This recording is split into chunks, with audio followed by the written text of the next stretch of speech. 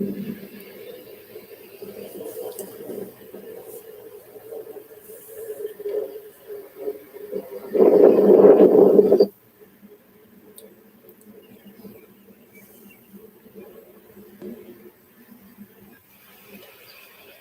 is going on, YouTube? This is Lamont at Large. I am coming to you from the Oakwood Cemetery here in Chicago, Illinois. Athlete and humanitarian, a master of the spirit as well as the mechanics of sports, a winner who knew that winning was not everything. He showed extraordinary love for his family and friends. His achievements have shown us all the promise of America. His faith in America inspired countless others to do their best for themselves and their country. Folks, one of the greatest athletes that has ever lived.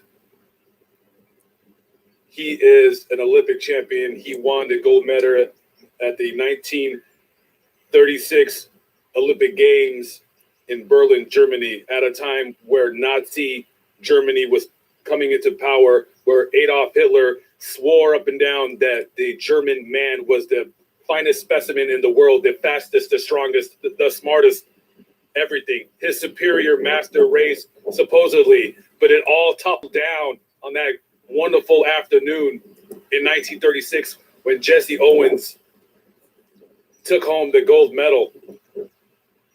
And coincidentally enough, when Jesse Owens was participating in the events, Adolf Hitler,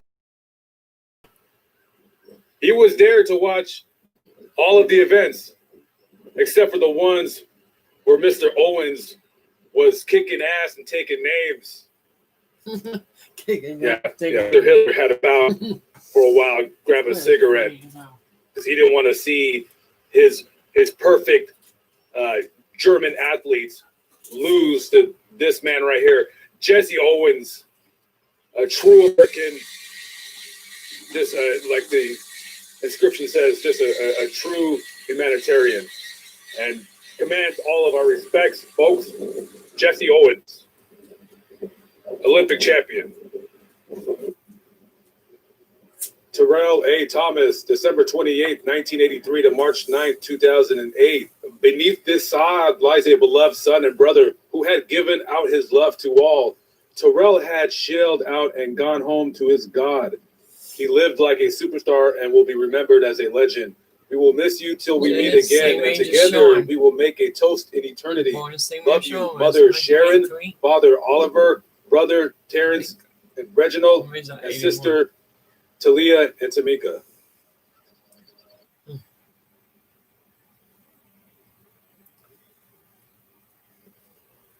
Antoine Capri Burnett Jr., October 9th, 1993 to July 6, 2015. Always on our minds, forever in our hearts. Mr. Burnett was shot and killed in the South Riverdale area of Chicago.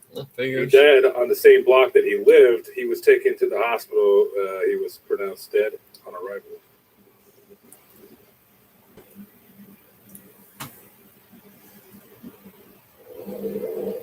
Ural Jalen Durant, October 8th, 1994 to July 29th, 2016. God took you home. It was his will, but in our hearts he liveth still. Mr. Durant was sitting in his Mercedes-Benz SUV on 79th and Western Avenue. I was actually just over there last week, and somebody came up to the side of the car and just shot and killed him. The car was riddled full of bullet holes. Yeah, that's bullshit. Killing each other like that. Marquise Control Banks, Money Man, 11/16/1989 to 11/26/2017. Beloved son, brother, and father. Mr. Banks, was a handyman, and he learned how to completely gut a house by himself. He loved anything having to do with working with his hands and using tools. He was known throughout the family, always trying to make a legal dollar. This man left behind 8 children, shot and killed. Damn. Just standing on the corner. It's crazy. 8 children. Gang member, of course. The circle continues. More likely. This This is Devonta Dorsey, Freak Molly, as he's known on the street. This is the cousin of Mr. Banks to my right. He also was shot and killed on June 5th, 2017. He left behind 3 kids. That's bullshit.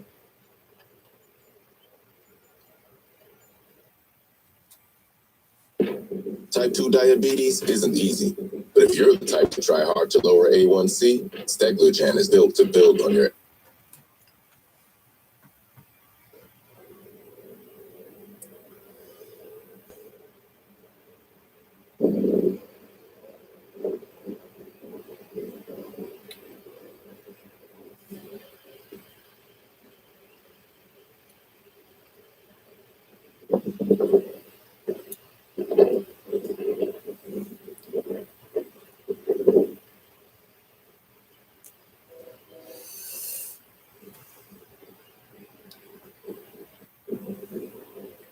This here lies Otis Clay. This man was an R&B singer, a gospel singer. He had a pretty big hit, When the Gates Swing Open. I put a link to the song in the description box below. Please listen to the song. It's a pretty good song, and he was a very good singer. One of the nicest stones I've ever seen is right here. It's whoever made this stone did a fantastic job to honor this man's history and legend. Ladies and gentlemen, Otis Clay.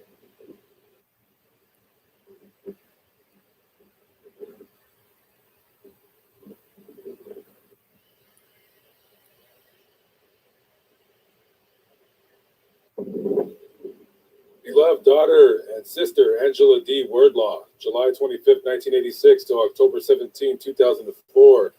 Baby Blue. She was shot and killed in Chicago here.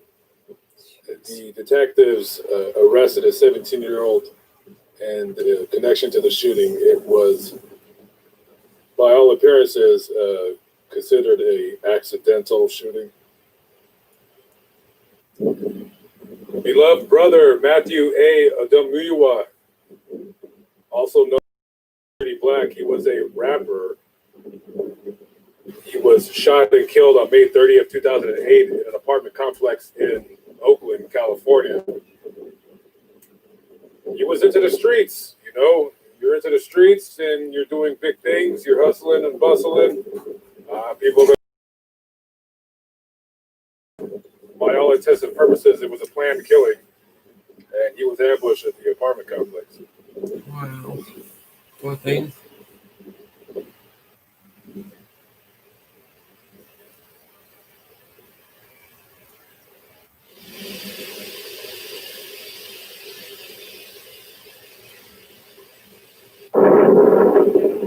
Taiwan Mikkel Poindexter, May 18th, 2001 to September 19th, 2015.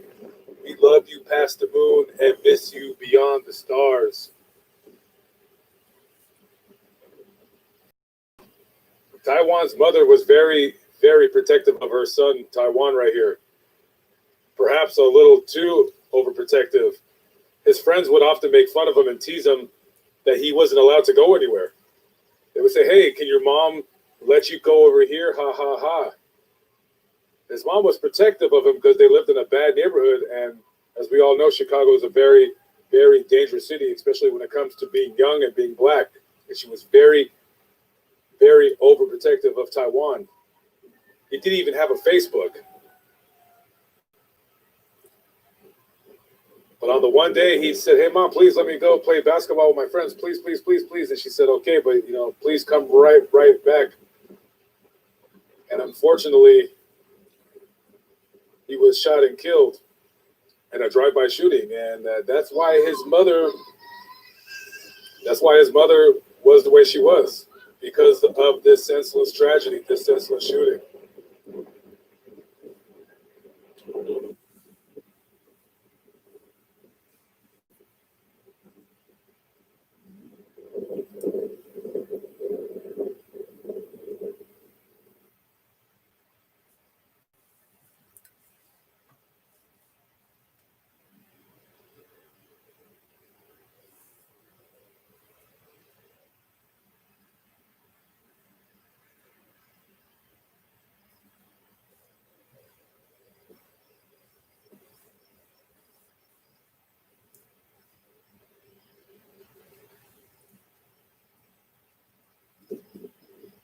Utreds Evans, December 27th, 1982 to December 17th, 2015. You have to invest to be the best. Baldy, the boss.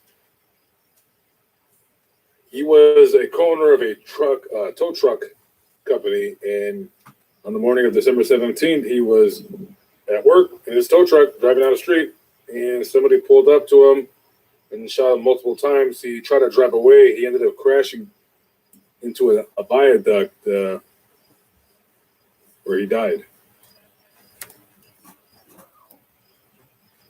Let your light so shine before men that they may see your good works and glorify your Father which is in heaven.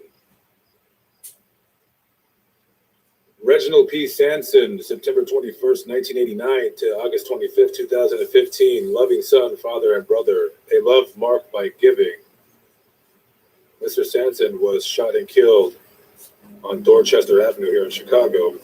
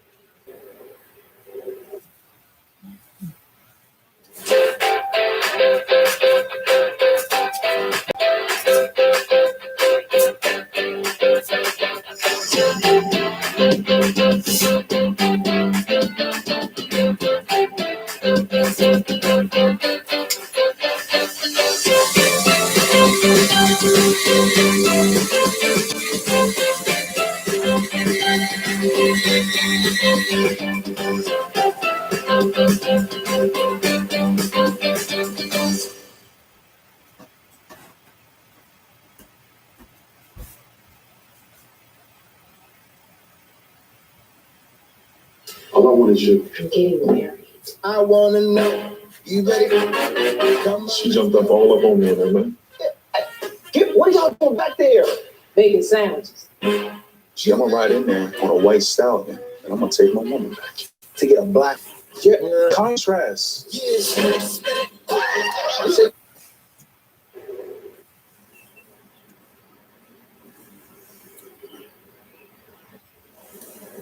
Judson Todd Allen, August 5th, 1981 to May 5th, 2018, gone but not forgotten. Whosoever believeth in him should not perish but have eternal life. Mr. Allen was a very renowned chef, very well known in the Chicago area. He was a finalist on the 8th season of Food Star Network, and he also cooked for the likes of Jamie Foxx and Steve Harvey. He was very passionate about food, and cooking was his life. He died on the 5th of May, 2018 of a heart attack.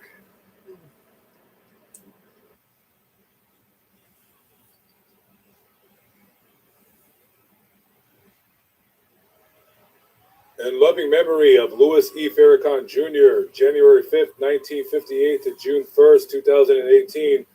Of course, a very well-known name, Farrakhan. This is the son of the Nation of Islam's leader, Louis Farrakhan. His son was living in Arizona at the time. He had suffered from a heart condition, and he died in his sleep.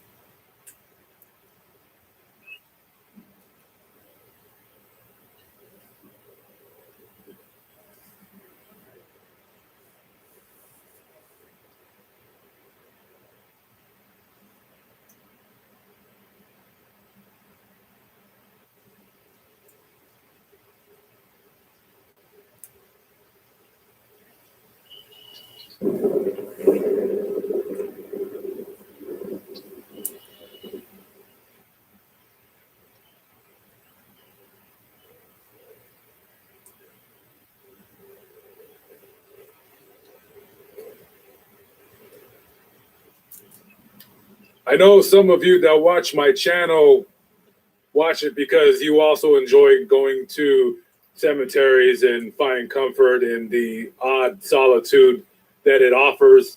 And I want to say something really quick. For those of you who like doing this, who like my videos, and to the people, whether they be your friends or your family, and they tell you, though, that it's weird to go to cemeteries and why do you do such things? It's not weird. Usually the people that say stuff like that are the ones that are doing weird things behind closed doors, if you know what I mean. So don't worry about what they say. And if you can't travel, you have a family, you have kids, maybe you're disabled and you can't travel the way I do, please follow me in my channel. Hit the notification bell. It really helps me out a lot. Allow me to kind of take you with me as I go from cemetery to cemetery. I also do videos about death sites, stuff like that. I also plan on getting into other subjects of the same vein in the very near future. I thank everybody who watches my videos. Without you, I don't, I still come out to cemeteries, but I don't, do YouTube videos about it. I'll just go and look around and leave. I don't ask you for money. I don't have a Patreon, and I do not have a PayPal. But what I do ask you is to thumbs up my videos, or even thumbs down if I do something bad that you don't like. Share my videos on social media where applicable. That's all I ask. Comment. I read all my comments, and you guys know I live stream sometimes, and if you ever have a question, you need to get a hold of me. My email is lamontatlarge@gmail.com. I got a phone number. I don't really answer it because, telemarketers always ask me about my student loans. I don't have any student loans. I've never been to school, really. What are you asking me for? 214-983-8696. 214-983-8696. You can also follow me on Twitter, but I don't really use that Twitter, so I don't even bother shouting it up. Anyways, thank you for watching my video live, but not live, but I'm still alive by the grace of God. I am at the Oakwood Cemetery here in Chicago, Illinois on this dreary, cold day. I got to get going. It's about to rain, and I don't want to get caught in it. Thank you for watching, guys. I always, always appreciate it very much from the bottom of my heart. Peace out.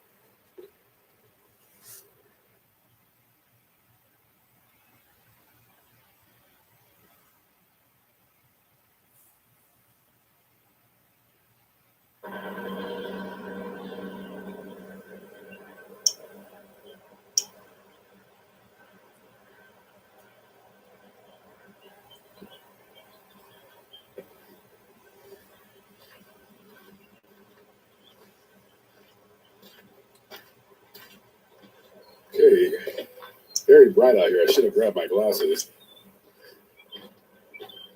Oh boy.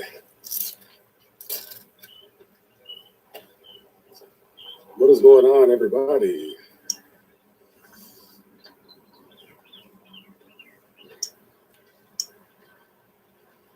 Miss Reagan, what is going on? How are we doing? What is up? Michelle G. A lot of other people. What's up? Down with the kids in the building. Jenny Z. Oh, we got a new Jenny. Welcome to the chat. Jenny Z. I'm not going to try to attempt to pronounce that last name. Jenny Z's in the building. What's up? What's going on, guys? What up? What is going on? Good afternoon to everybody here. Miss Williams, what's up? CD Chris, Keela Lizard, Joy77 from Orlando. What is going on? Miss Hall, what's up? I see you here. Jane Ray from BR. What's up? I'll be in BR probably, want to say that's a good question. When am I going to be in BR? That's what the locals call it. They call it BR, Baton Rouge. I think I'll be there. It could be 2 days. It could be a week. I'm not sure. I guess we'll have to see. So, not terribly sure. Not going to be a very long stream. I wasn't even going to stream today, but I like to stream every Sunday. I don't know why I like that day. Not really sure why. I might change it up. Who knows? I do stream on Instagram sometimes if I'm looking for a grave. So if you guys want to follow me on my Instagram, sometimes I go on there. I actually might make a Twitch. I'm sure most of you don't really care about Twitch. Twitch is like, it's more for like streamers, but I don't really consider myself a streamer, but I do like to do that. So I don't know. I'll sign up for a Twitch soon. This is interesting. I have a wheelbarrow garbage in it. Okay, anything good here? All right, not really sure. Yeah, very good. I probably, I'll figure it out what I'm going to do. I'll figure it out. I usually always do. I go things that more money. Kevin Mill with $4.99. Grab some gas. Thank you very much, sir. You just bought me 3 gallons of gas down the street. Gas is pretty cheap down the street, so we'll take that gas all day long. But there's going to be a time where eventually I have to go get $3 gallon gas, and it's coming up pretty soon. I should be in California. It could be any time from next month to early December is my target date to be in California. So yeah, so as you can see, cemetery location unknown. I'm sure you guys will figure it out where I'm at. You guys tend to do so. Thank you, Philly D Blocks in the building. Yes.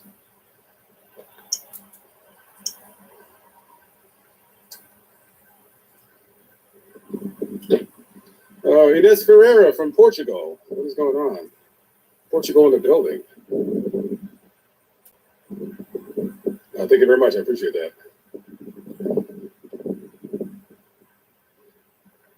Yeah, pretty much. Yeah, like it's about it's $1.73 down the street at the gas station. $1.73. So I'll take that all day long. I will take that all day long.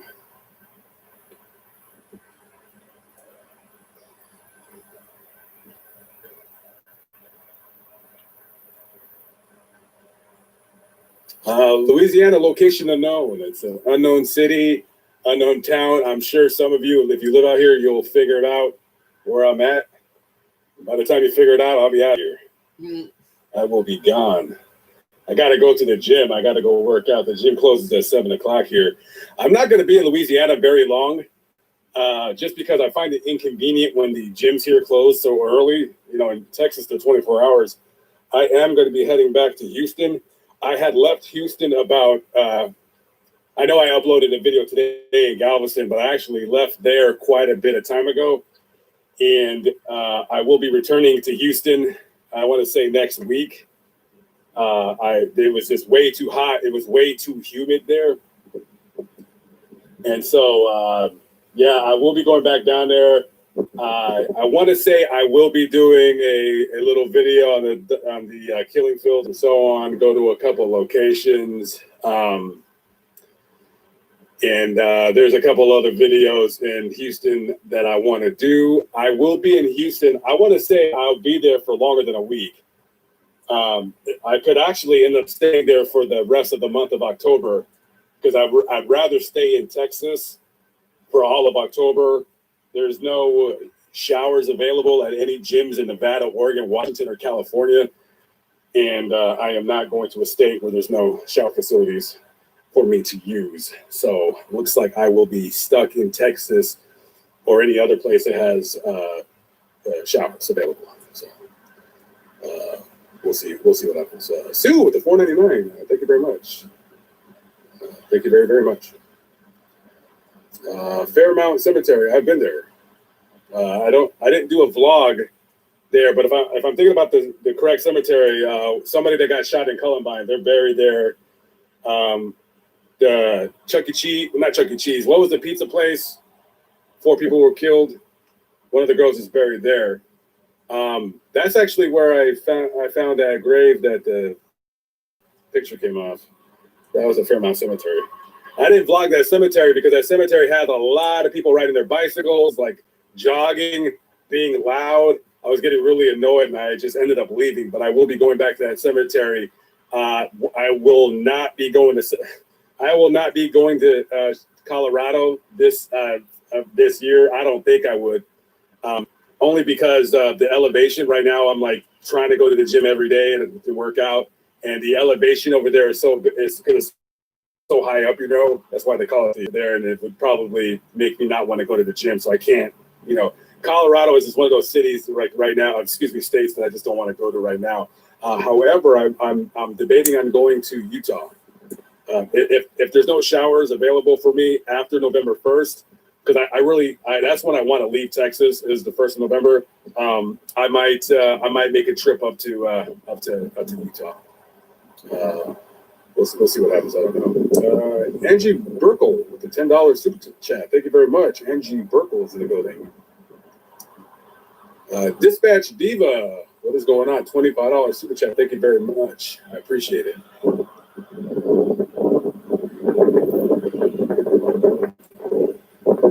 So anyways, yeah, so this, I'm actually going to be taking off here today. I think I'm doing a vlog here.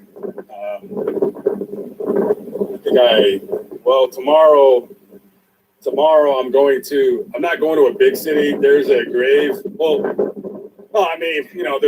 There's many stories here, but there is a grave. I want to say 3 that I definitely want to kind of go show you guys in the next few days, and then those videos will be out in about 2 weeks or so.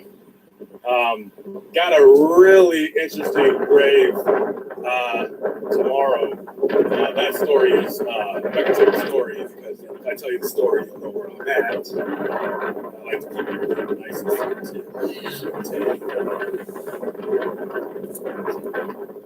Hey!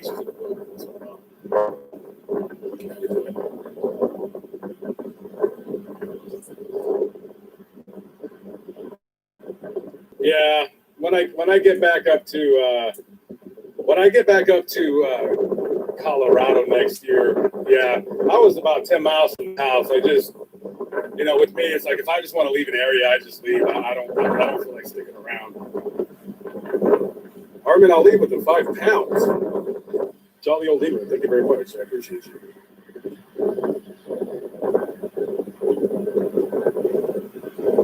Thank you for the offer, Ms. Walker. I prefer to shower at I guess, at gyms with people around. I don't know, that's stupid, but yeah, I don't want to. I got places to shower if I go to Las Vegas, but I don't want to be dependent on anybody. I'd rather kind of do my own thing, Nice man, Mike. Yeah, no, I will be doing a video. He will be in the video. We'll see. I can see that video taking me like practically 2 days to do, or me just like all day long driving around Houston. But no, yeah, I will be doing that. He'll be included in the video. I plan on doing a video in New Orleans. I don't want to say what I'm going to do because I don't know. I just want to see if it'll. I don't know. I just want to see if it'll be interesting to see. Oh, this drives me nuts. We'll see what happens. I swear to God, I can't handle that noise.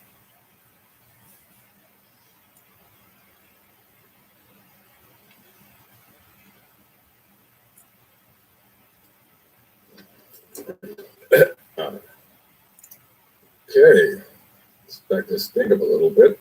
Okay, what is going on, guys? How are we doing?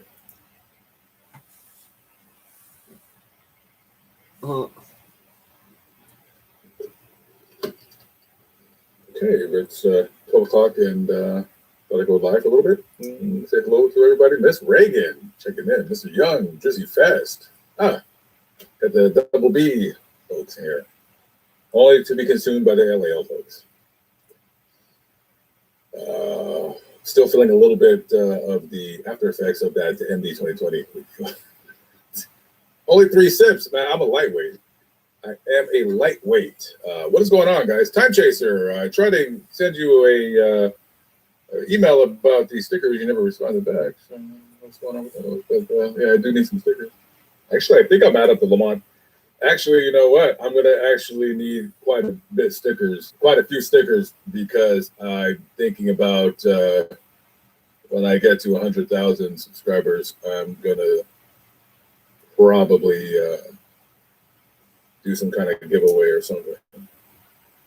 So I might be at 100,000 before the end of the year, which is surprising to me, because I thought, how my channel was going, like earlier this year. I thought that I was like, man, if I get 60,000 by the end of the year, I said I'll be stoked. Like, I was like, wow, that was like a very lofty goal. And now it's like, 100,000 is within reach. Like, I almost feel like I would get 100,000 by like Thanksgiving. And that is like wild to me. It's absolutely wild. Jordan G, what is going on? Travis Roshajoquilline. I tried, brother. I tried with the last name. At least I made it a 10. Douglas Adams, Sierra Empath, Footgal RM. What's going on, guys? What's going on? Yeah, the Los Angeles Lakers. I tell you the honest to God truth, I just don't like LeBron James, and I do not care about the NBA season. And it's not because of all what they said. I just don't care about the whole COVID thing and everything shut down. I don't believe that was the real playoffs. I don't believe the teams that lost would have lost under normal circumstances and conditions. So yeah, I know this is a sports channel, but Mr. Vincenzi, long time no see. Bill Thomas, what is up? Andrew Gasquet, Ashley Conway, TX. I know what's that. Everything Apex. What is up, man? I was just watching your video, and then somebody called me. I guess you had an overheating problem. Man, dude, I don't know, man. I think one day I want to try that job, man. But it's like, I don't know, dude. I just don't think I would be able to do the YouTube thing and that at the same time. But I like watching those videos and other people's videos that do it. It's interesting. But me personally, there's a squirrel. Let me see if the squirrel will eat this stale piece of bread that I have. Set the alarm for 9:30 But if I were to try expediting, I would definitely go work for a guy in his van. But I think if I were to buy my own rig, I could see myself buying like a 24-foot box truck. I wouldn't want to dip in and get like any kind of like a Class B. I think that's too much money. You're diving in and not knowing. Okay, well the squirrel, I guess he's not gonna. Okay, well, he ran away. So, all right, whatever. Miss Kaler, what is up, baby? How we doing? Thank you very much. You're too kind. You're just too kind. Miss Rogers with the $4.99. Thank you. I appreciate you. I was going to upload a video today. I'll probably upload it. I'll keep him up, but if I don't upload today, I'll upload tomorrow. I have a second. Well, I have other channels, but I have a second channel that was supposed to be related to this channel. But I don't upload on that channel, and I find it very difficult. And I would go to the location. But part of me feels bad that I would be putting those videos on that channel, and they wouldn't get the same kind of views that they would get on this channel. So I always find it kind of difficult. But there's an unsolved murder that occurred here about an hour west. I'm going to go drive out there tomorrow, I believe. And then I'm heading back down towards Texas. I will eventually be back there for the month of October. There's quite a few videos I want to do. I need to make it back out to Baton Rouge, make my way to New Orleans. Okay, well, is the squirrel back or what? Are you going to come and get this? Hold on. I imagine the squirrel would eat the bread. I mean, the bread's stale, but I think the squirrel's... well, he ran away because he got scared.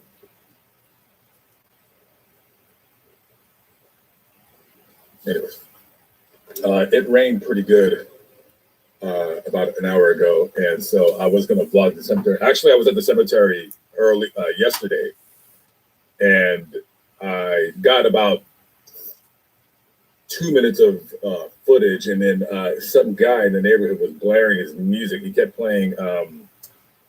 What's that, bro? Rush, really loud, and I'm like. Part of me was like, well, at least it's not rap music, but at the same time, like, it's still annoying. So, I don't know how you guys feel about rap music.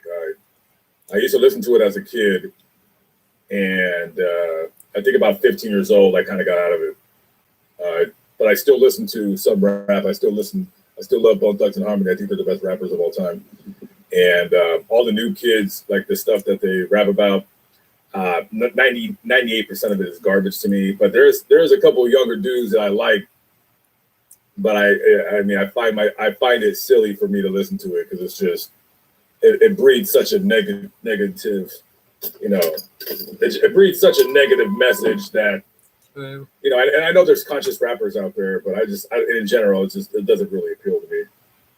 But you know, and the rap industry, the people that make stars in the music industry, it's totally different. It's like back in the day, it was almost like, you know, grown men were rapping. Now it's like kids. Now they're like 17 years old and they're millionaires. I find that so strange.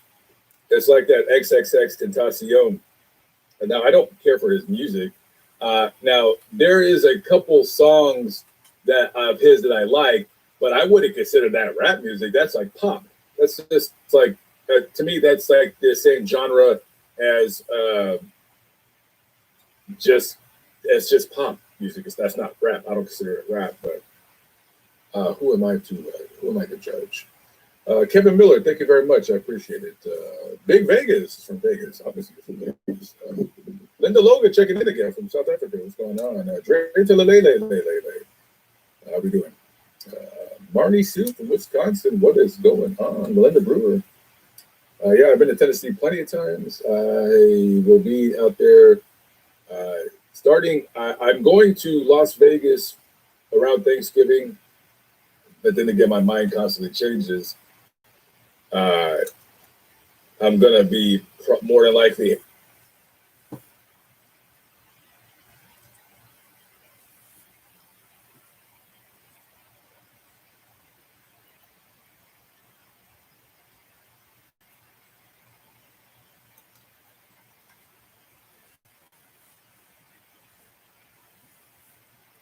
Age 49 to 63 and not able to work? This message is for you. New rules in 2020.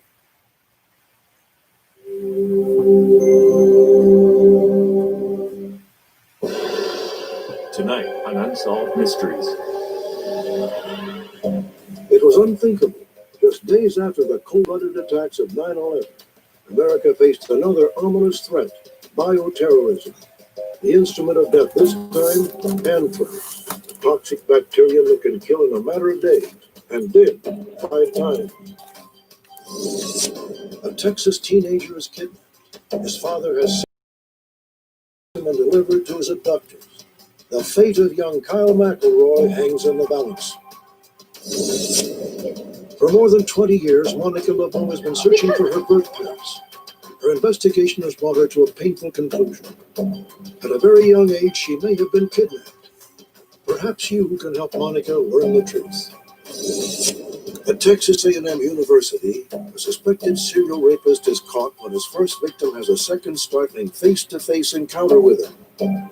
After being released on bail, Don Richard Davis Jr. dropped out of sight. We'll bring you an update on his surprising arrest and trial. A woman whose family was ripped apart by murder searches for her long-lost siblings.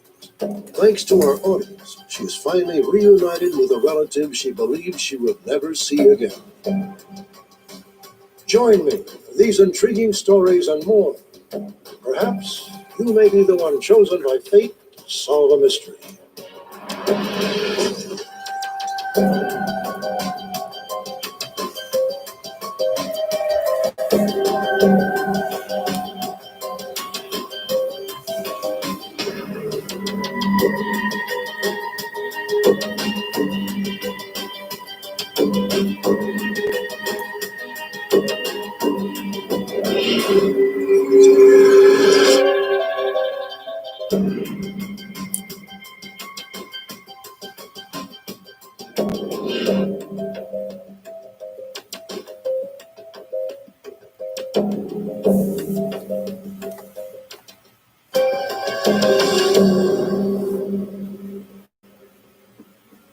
Tuesday, October 16th, 2001. Norma Wallace reported for work at the postal office in Trenton, New Jersey. She wasn't feeling well and thought it was a mild case of the flu. But as the day wore on, Norma became increasingly ill. She could barely breathe. Some 200 miles away in Washington, D.C., another postal worker, Leroy Richmond, was suffering nearly identical symptoms. He too became gravely ill. In a matter of days, both Norma and Leroy were hospitalized, their conditions growing worse by the hour. They seemed to be slowly suffocating to death.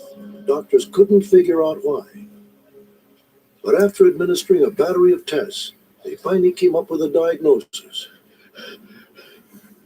anthrax. What these veteran postal workers were told by doctors was terrifying. Like millions of other Americans, Roy Richmond and Norma Wallace were aware of an anthrax-related death in Florida just days earlier. Now they were suffering from the most virulent form of the disease, fatal 95% of the time. Suddenly, in the wake of September 11th, the nation faced a second wave of terrorism. Who would commit such heinous crimes, and why?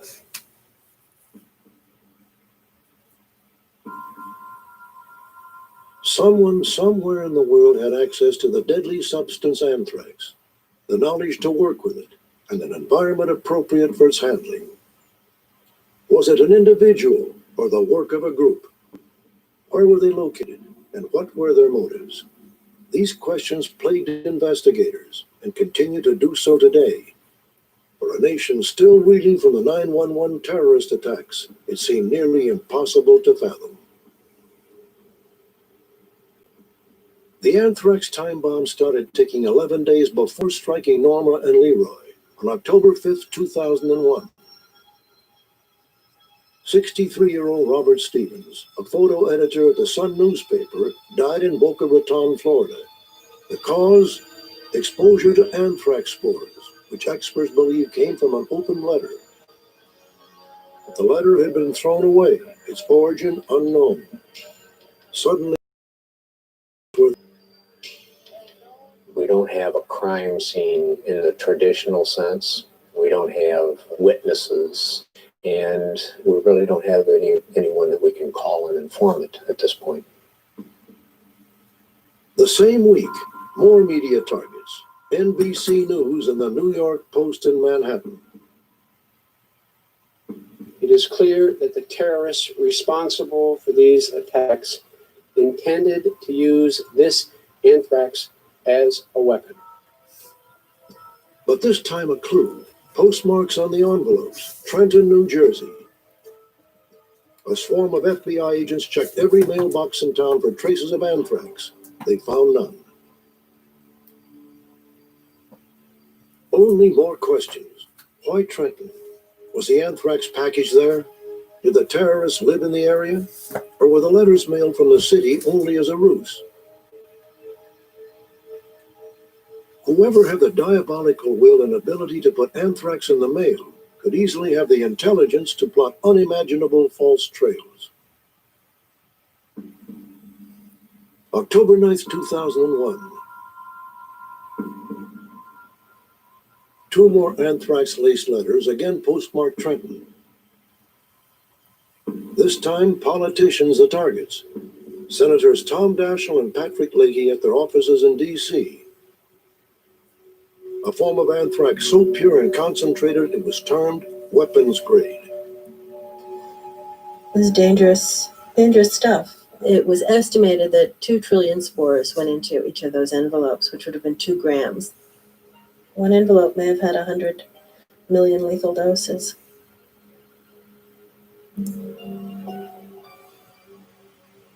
Unthinkable. Under the right conditions, just 2 grams of anthrax could potentially wipe out 1/3 of the U.S. population. Investigators came to a significant conclusion.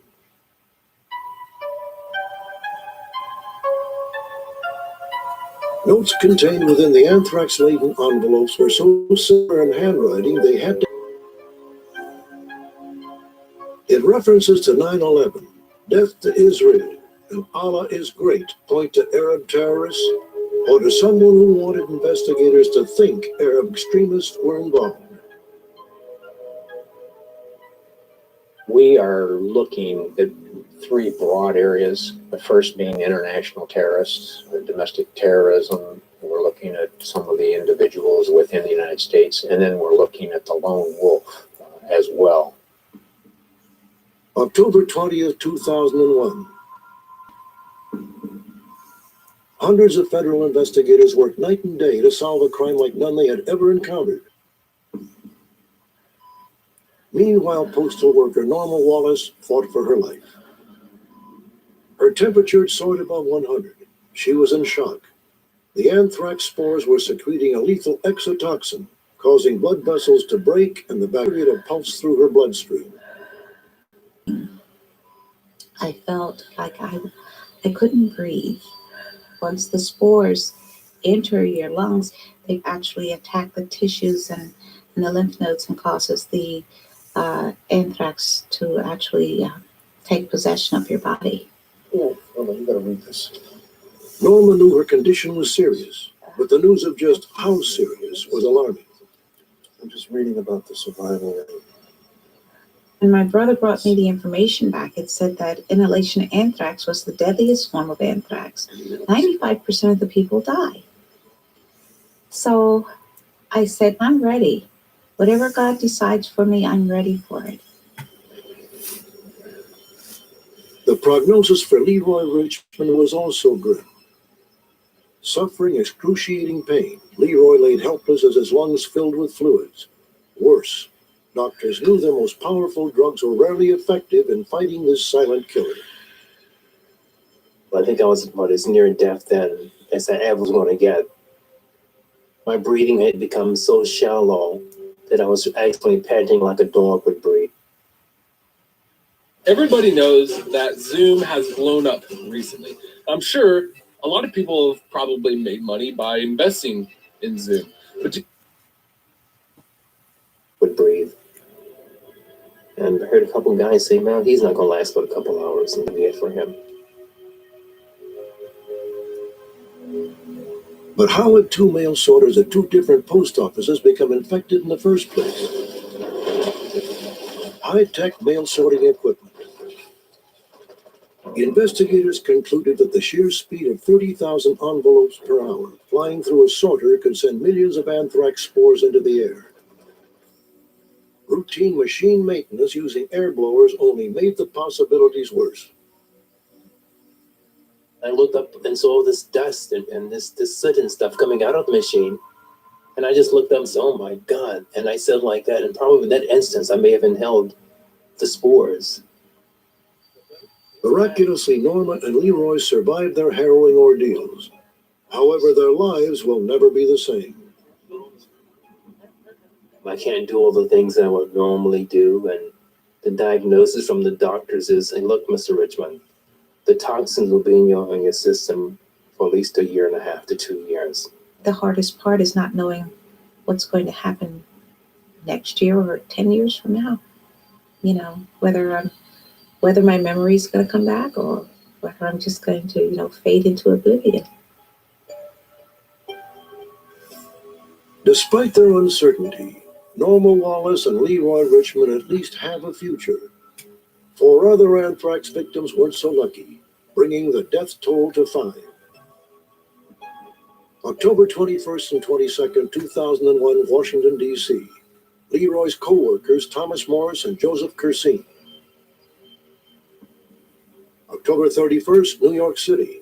Hospital worker Kathy Newman. 3 weeks later, Ottilie Lundgren in Derby, Connecticut. The deaths of Kathy and Ottilie were especially puzzling. Authorities concluded they had somehow come in contact with anthrax-tainted mail that may have been contaminated in the sorting process, but no one could say for certain. It was said that the lethal dose for human was 8,000 to 10,000 spores. It would suggest, by the deaths of the lady in Connecticut and New York City, that probably many fewer spores led to their death. November 30th, 2001. A breakthrough. Experts determined the anthrax spores in each of the letters came from the same strain of the bacterium. The so-called Ames strain was confined to only 6 research labs in the U.S. That led FBI profilers to conclude the anthrax attacks are probably not the work of international terrorists, but rather someone right here at home. Someone who may have had access to one of these facilities. Loading these letters with anthrax required specific expertise. In other words, it couldn't be done in your basement or your garage unless you had some specific equipment. May 2002, still no prime suspect. However, scientific analysis of the genetic fingerprints of the anthrax spores revealed they may have come from one of two research sites, both under the control of the U.S. Army. The Medical Research Institute at Fort Detrick, Maryland, and the Dugway Proving Ground in Utah. Today, federal investigators are in the midst of a controversial program to administer voluntary polygraph tests to large numbers of employees at these two sites. The goal? To smoke out individuals who might have information about the anthrax attacks. Meanwhile, with no assurance the elusive killer has ties to any of these. As coward and unable to deal with reality to have done something like that. And it's not just that it could have happened here, but it could have happened anywhere. We are in the middle of an exhaustive national, international investigation. We've interviewed over 5,000 people already. We've issued well in excess of 1,300 subpoenas. And every little piece of the puzzle helps.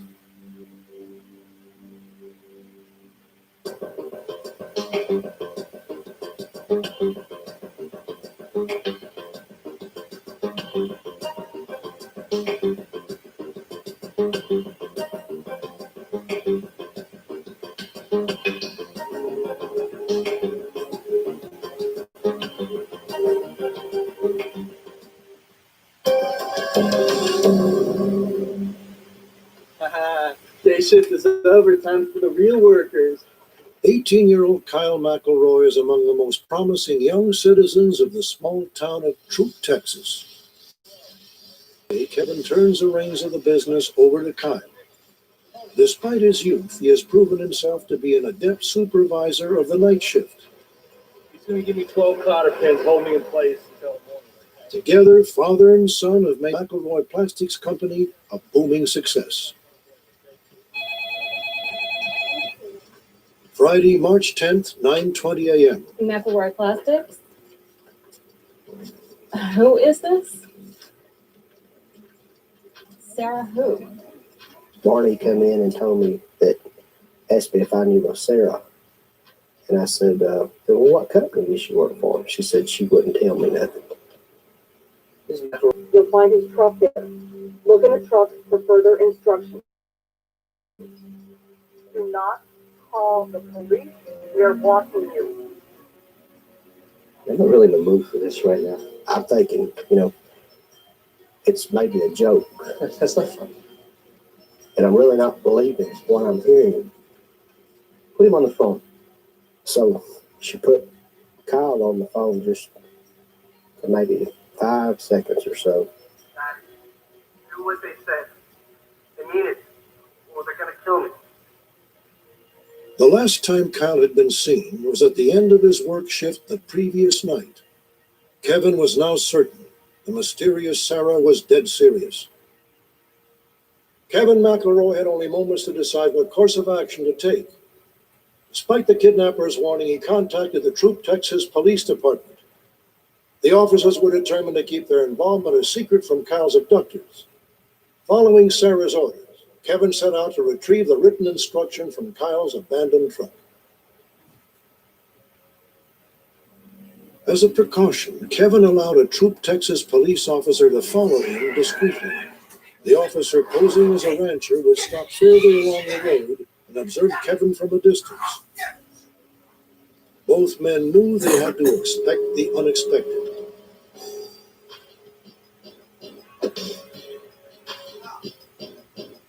The truck was locked, and Kevin had no keys. The first thing I was thinking is, are we dealing with a bunch of terrorists, or what if while I'm trying to get in the pickup, it blows up?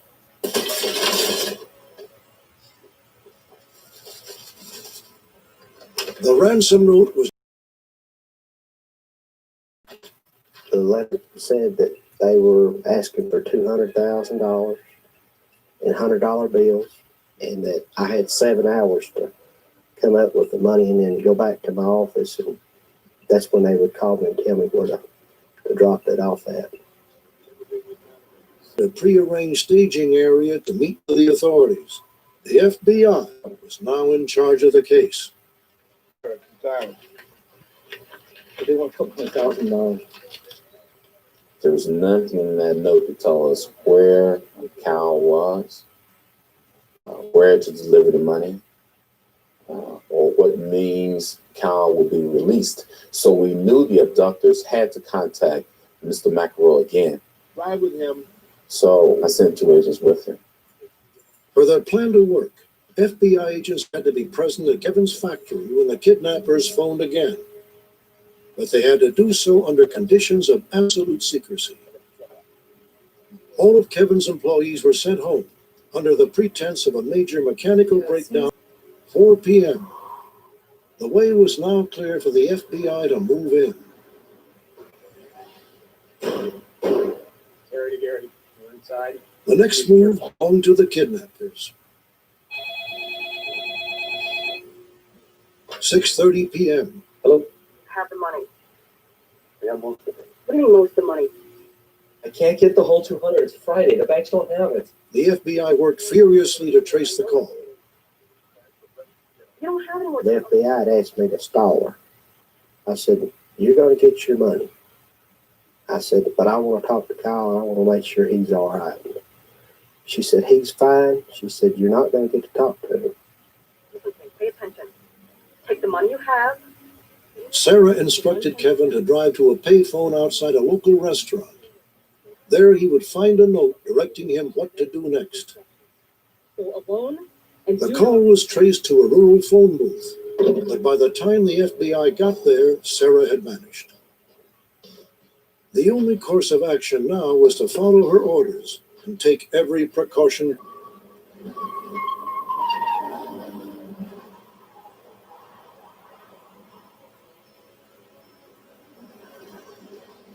"7:15 p.m.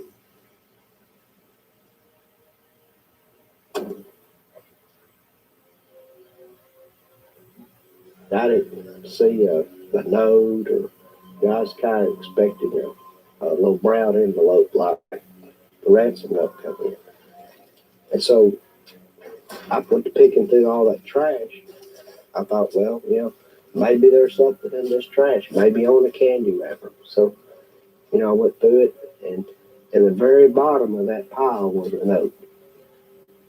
The note ordered Kevin to deliver the ransom money to a laundromat a half a mile away. He would then receive another call at his office, informing him where he could find Kyle. The FBI rapidly deployed a SWAT team near the back of the laundromat. We got 360-degree view. There's no movement at this time.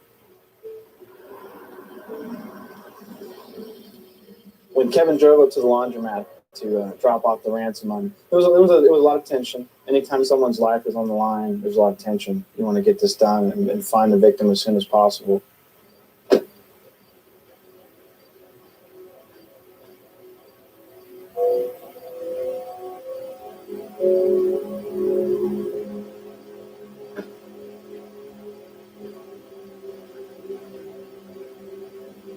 One hour passed.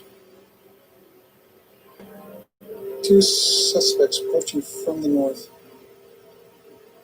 Navy caps, blue sweatshirts, blue jeans. They're looking around. Going for the money. Got the money. There go. Back the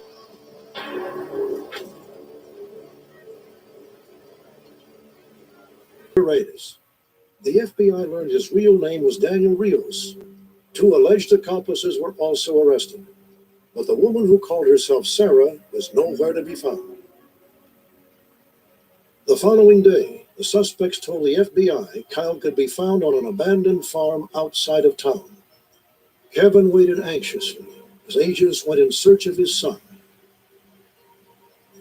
It was late in the evening. They asked me if they could speak to me. They had some information for me.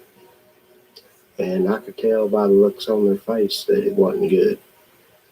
And they said that he was dead. They found him dead. It's like somebody walking up and hit you, but you can't feel it. You know, you think about it and it just makes you mad. The medical examiner determined Kyle had been choked to death before the first ransom call was ever made. The FBI believes his abductors made a recording of Kyle, then killed him. Sarah then played the tape for Kevin over the phone. They say they learned that Sarah was in fact Desiree Dawn Lingo Perkins. The FBI believes she was a prostitute known to frequent migrant worker camps in the area. She is now wanted for murder. She is 5'6", and her weight fluctuates between 170 and 200 pounds.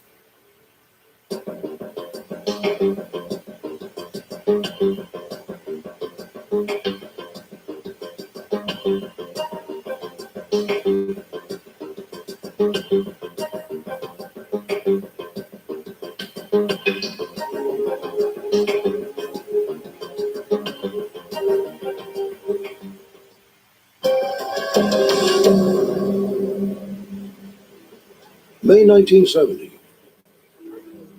In a small Texas town, a fragile child clutched her only friend and waited patiently. Her family was on the move again, a routine that had become all too familiar. It was the 8th move to 5 different states in Monica LeBeau's young life. Eventually, she would move a total of 28 times in 15 years.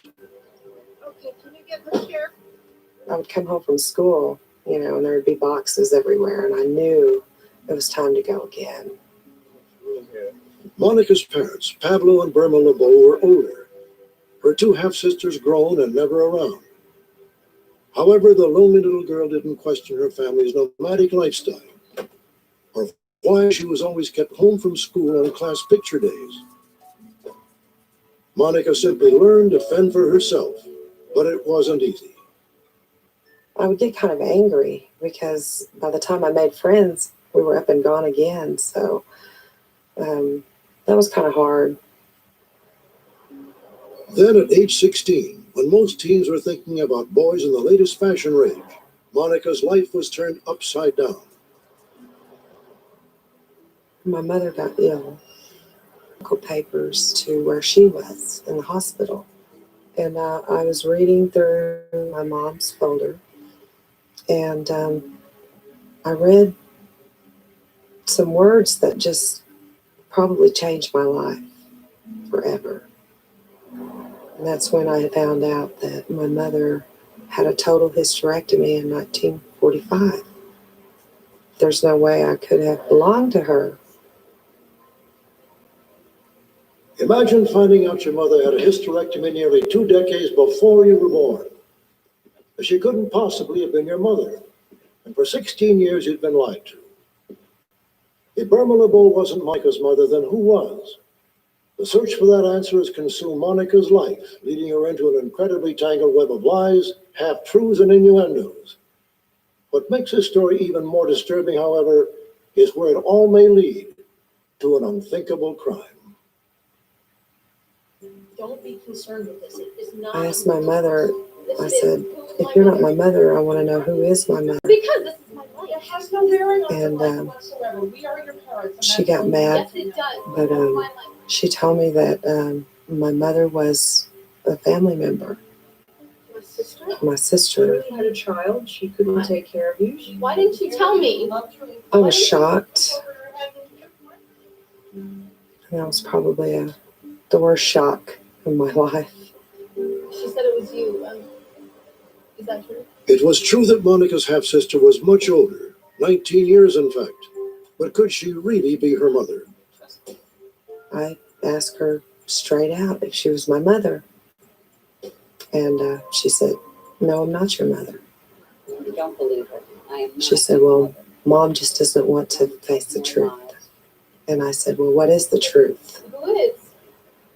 And my sister told me that my real mother sold me for a bus ticket to New York, and that she was trash and no good, and I didn't need to know her anyway. She gave you to your mom. Had Monica really been sold for the price of a bus ticket? Or was this simply another bizarre story about her birth mother? Monica didn't know who to trust or who to believe. And that's the truth. Again, she haunted her parents to tell her the truth. The more I asked, the more they wouldn't tell me anything. And I started wondering at that point, maybe something bad happened. Monica was now convinced her parents had something to hide. She began snooping around the house in search of any link to her past, and soon ran across a sturdy metal box. Inside was the very document Monica had hoped to find, her birth certificate. But the details seemed sketchy. There was no hospital listed, no address, no doctor. And the document had not been filed until the early 1970s, when Monica was 7 years old. She had only one place to turn for help, one of her half-sisters. She said, "Your mom and dad paid $1,000 to make this false birth certificate." Was Monica's whole life a fraud?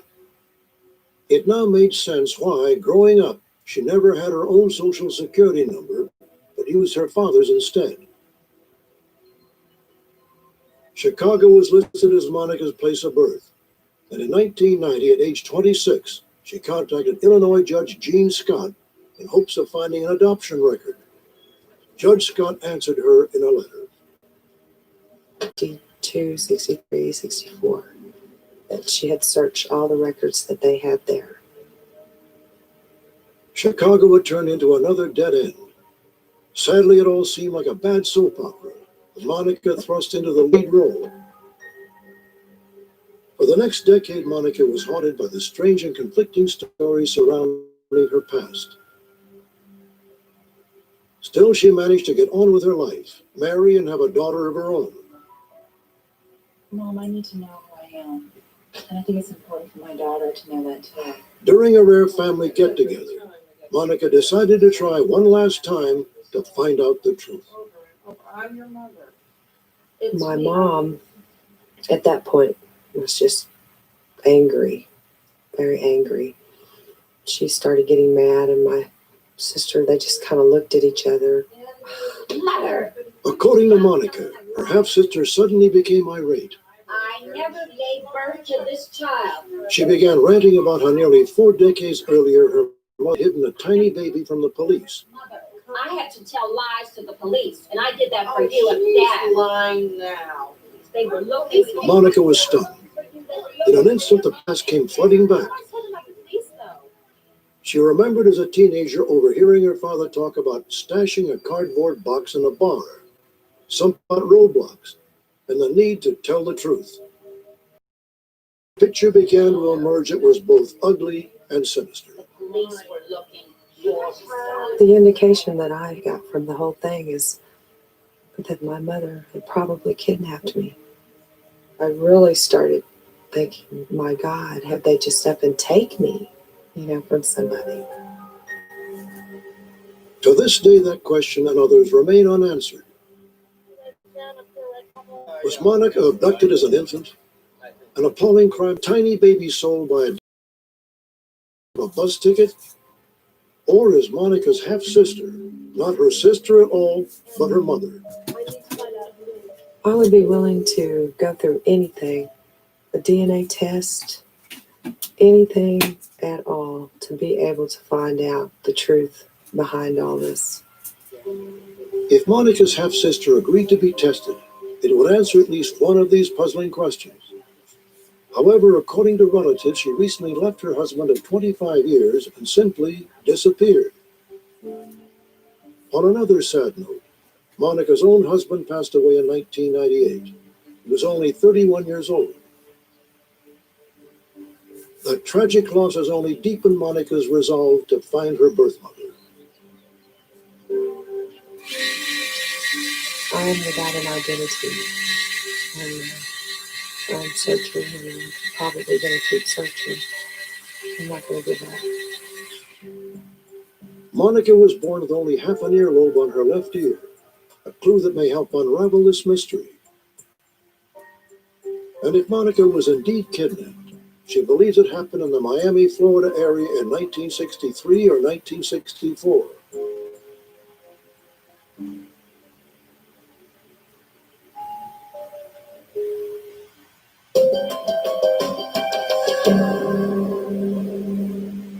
Previously, we brought you the story of the fear that gripped Texas A&M University when police thought that a serial rapist was on the loose. Now that a suspect is behind bars, the residents of a small college town can finally feel more secure. The rapist hid his intentions behind a show of normalcy. He looked like just another student out for an evening jog. But as he turned to go back toward his intended victim, his casual demeanor turned violent. The suspect kept that knife within her sight, and she had every indication at that point that he would use that knife on her. 30 minutes later, the rapist disappeared into the shadows. University police released a composite sketch and character profile of the suspect. Several months later, a knife-wielding assailant attacked another Texas A&M student. From nowhere, she said, a knife appeared and was placed against her throat. He threatened her. He told her that if she screamed, he was going to kill her, and then took her to the location that he had already prepared. This composite was based on the second victim's description. The comparison with the first drawing bolstered investigators' suspicions that a serial rapist was stalking the campus. Authorities papered the campus community, but the rapes went unsolved for 10 months. The critical break in the case came from the first victim herself, when she happened to stop for groceries at a local market. Howdy, how you doing? Hey. Excuse me. You forgot something.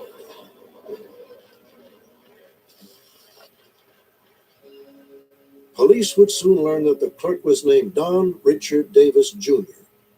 He was scheduled to graduate from Texas A&M in 3 weeks. When this photograph of Davis was shown to the second victim, she too identified him as the rapist. DNA tests confirmed the identification with 90% certainty. Don Richard Davis Jr. was charged with aggravated sexual assault and released on bail. 6 days later, Davis disappeared. For the next 5 years, police had a fugitive case on their hands.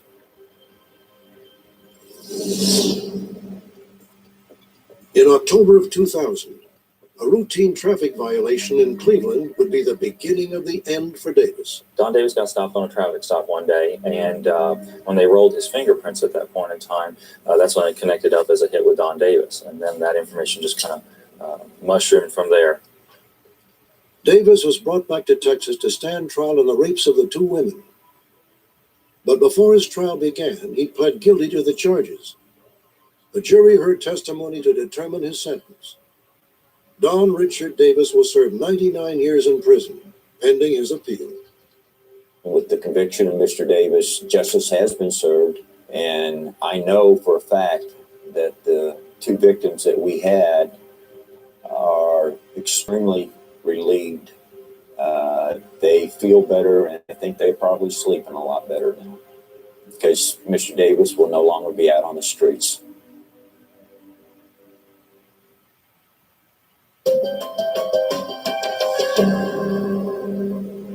On a previous broadcast, we brought you the story of Laurie DeLorme Magnan. At the age of 3, Laurie was adopted under a mysterious circumstance by a family in Kansas City, Missouri. The reason for her adoption was kept secret by all parties involved. Lori had no idea what happened to her birth parents or her brother and 3 sisters. As she grew older, Lori searched for her family, but only discovered that her mother, Frances Camarena, died on November 27, 1956. Along with her husband and son, Lori decided to look at the Kansas City Star on the day of her mother's death. Staring back at her from the front page was a 14-month-old Lori surrounded by her 4 siblings. That's when I first time saw a picture of me and my brother and my sisters. First time. The accompanying article finally revealed the dark, violent secret in Lori's past. In the pre-dawn hours of November 26, 1956, Lori's father, Alexander Camarena, murdered Lori's mother. Lori learned that her father was convicted of second-degree murder and died in 1991. But her efforts to find her older sisters, Phyllis, Rosemary, and Nancy, and her younger brother, Robert, have failed. My real brother and sisters. We lost both our parents now. Here you are, Mommy. And I think they need me like I need them.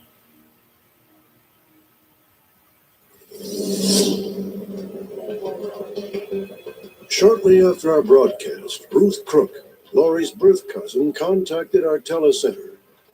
A friend of Ruth's had seen the show and told her that her long-lost cousin was looking for her birth family. It was a happy shock and very exciting to know that she had been found, because everyone always wondered what happened to those children. My dream's coming true. 3 weeks later, Lori found herself at her adopted sister's house outside of Kansas City, eagerly awaiting the arrival of the relatives she has spent her entire life searching for. Hi, how are you? I was just looking at her. I just couldn't believe it. And we were both crying, and it just felt good to hold her.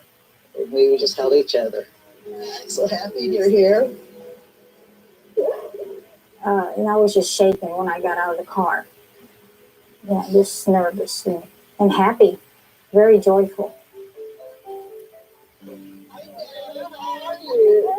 Soon Lori was surrounded by aunts, uncles, and cousins she never even knew she had.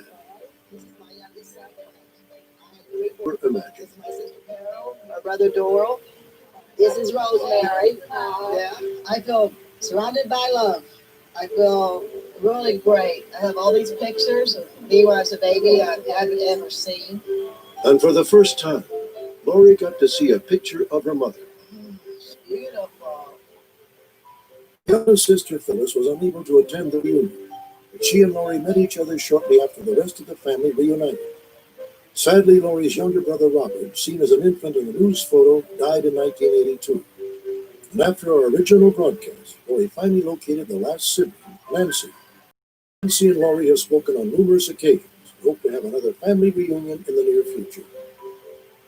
Dear God, thank you for bringing together this wonderful family of families.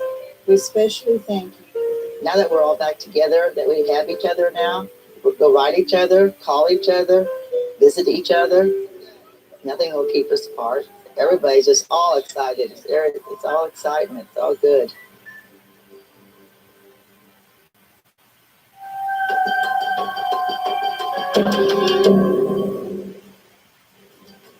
For every mystery, there is someone who knows the truth. Perhaps it's you.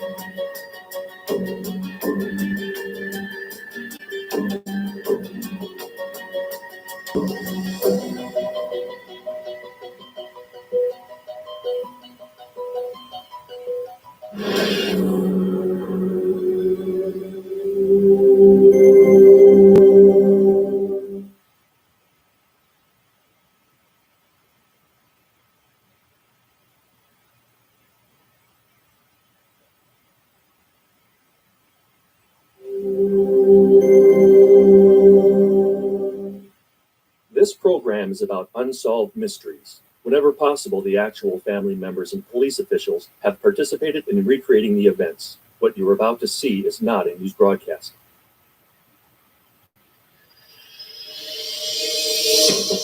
Tonight, join me for a special 2-hour edition of Unsolved Mysteries. Some legends get better with time. Others become more and more real. Many people believe that the untamed forests of the Pacific Northwest harbor a mysterious creature known as Bigfoot. Now a team of researchers, bolstered by credible eyewitness accounts, has set out to prove the fabled beast does exist. Since 1984, Bill and Dorothy Wacker claim they have been targeted in a vicious campaign of harassment. Anonymous phone calls, threatening notes, burglaries, and even violent assaults. In this most bizarre case, everyone is suspect, even the Wackers themselves.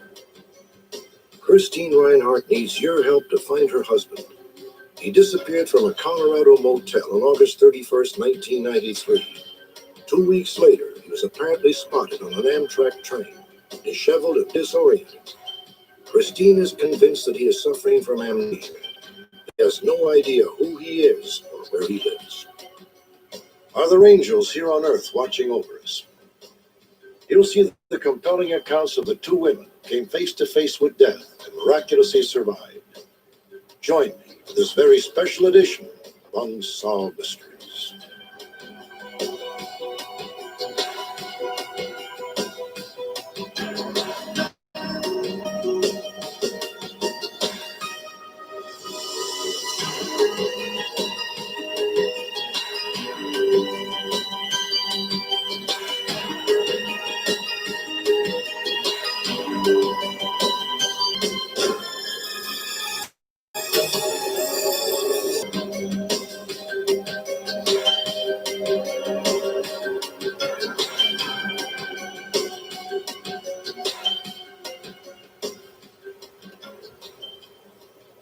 Mount Hood, Oregon, April 19th, 1994. The peaceful beauty of an alpine spring is shattered by a manhunt. Copy, contact team. I understand the latest coordinates. We're closing in on the fugitive. 25 volunteers are on the ground. In the air is a helicopter equipped with a sophisticated thermal imaging system called FLIR, Forward-Looking Infrared.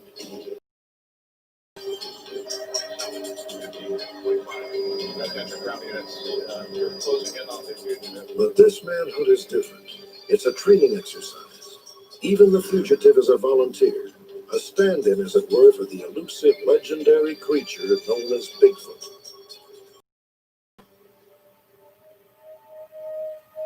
Bigfoot, Yeti, Sasquatch. No matter what this beast is called, many believe that if he exists, he is a missing link between ape and human.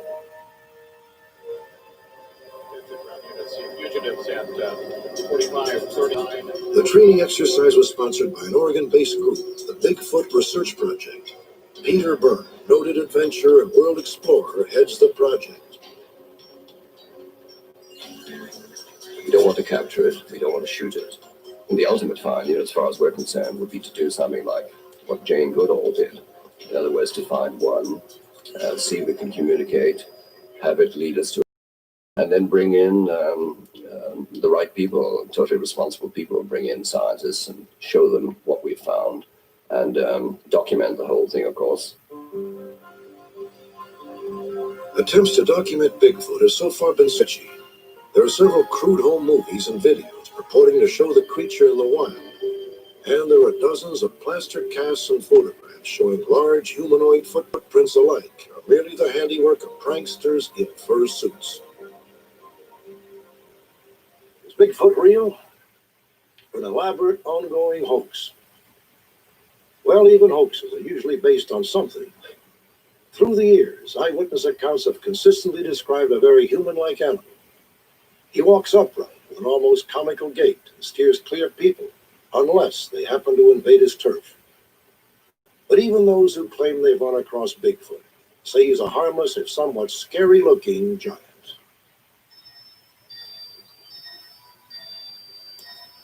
Todd Neese is a sergeant in the Army National Guard.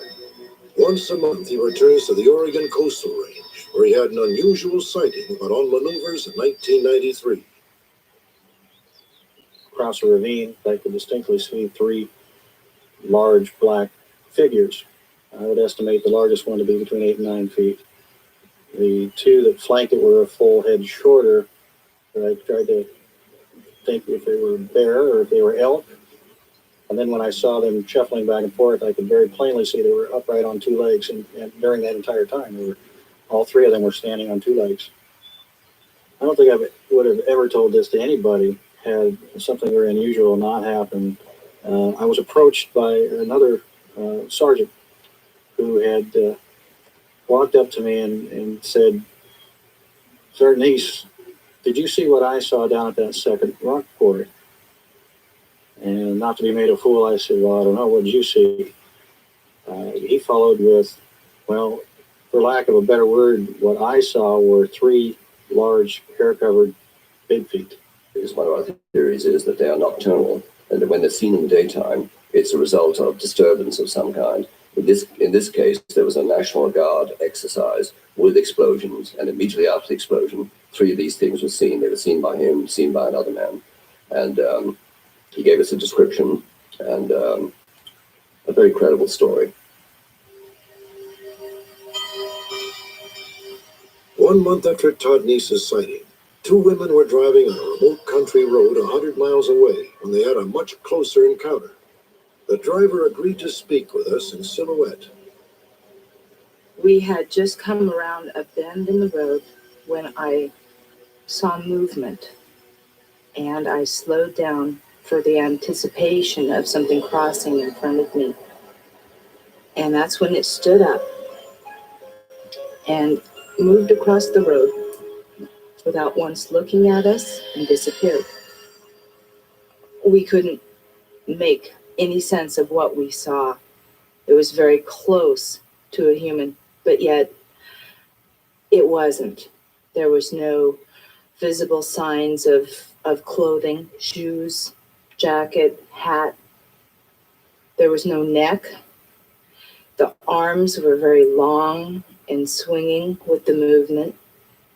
We had the opportunity of interviewing both of the ladies, and we found the story very credible. We saw some signs where something had crossed the road, and about 300 yards into the forest, there was a dead steer. The few footprints that we saw that were very faint were going directly towards that dead steer, possibly with the intention of eating it. So do you guys want to come along with me up there? You're going ahead. Okay. Perhaps the most amazing Bigfoot sighting in recent years occurred when Elmer Frombeck of Seattle, Washington, took his family on an outing near the Canadian border. Elmer, an electrician and part-time prospector, set off to stake a claim nearby. I had a 4x4 cedar post that I was using to mark the claim. And of course, I had all of the normal things like surveyor's ribbon and a compass and different items which would be used to lay out the claim boundaries. As I traveled into the upper areas, I was now about at 1,500 feet. And I noticed that the trails in this area were somewhat isolated, with trees being snapped off and laid over the trail in certain spots, which looked as though they were strategically placed to block the trail off. So I laid the cedar posts down on the ground and went up the hillside to where I could walk on the trails easily again. Elmer had just started to take a few ore samples when he suddenly realized he was not alone.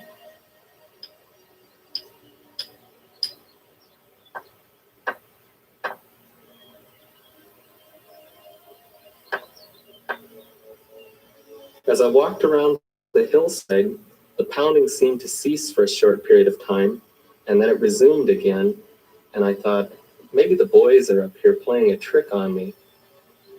All right, you guys, it isn't funny.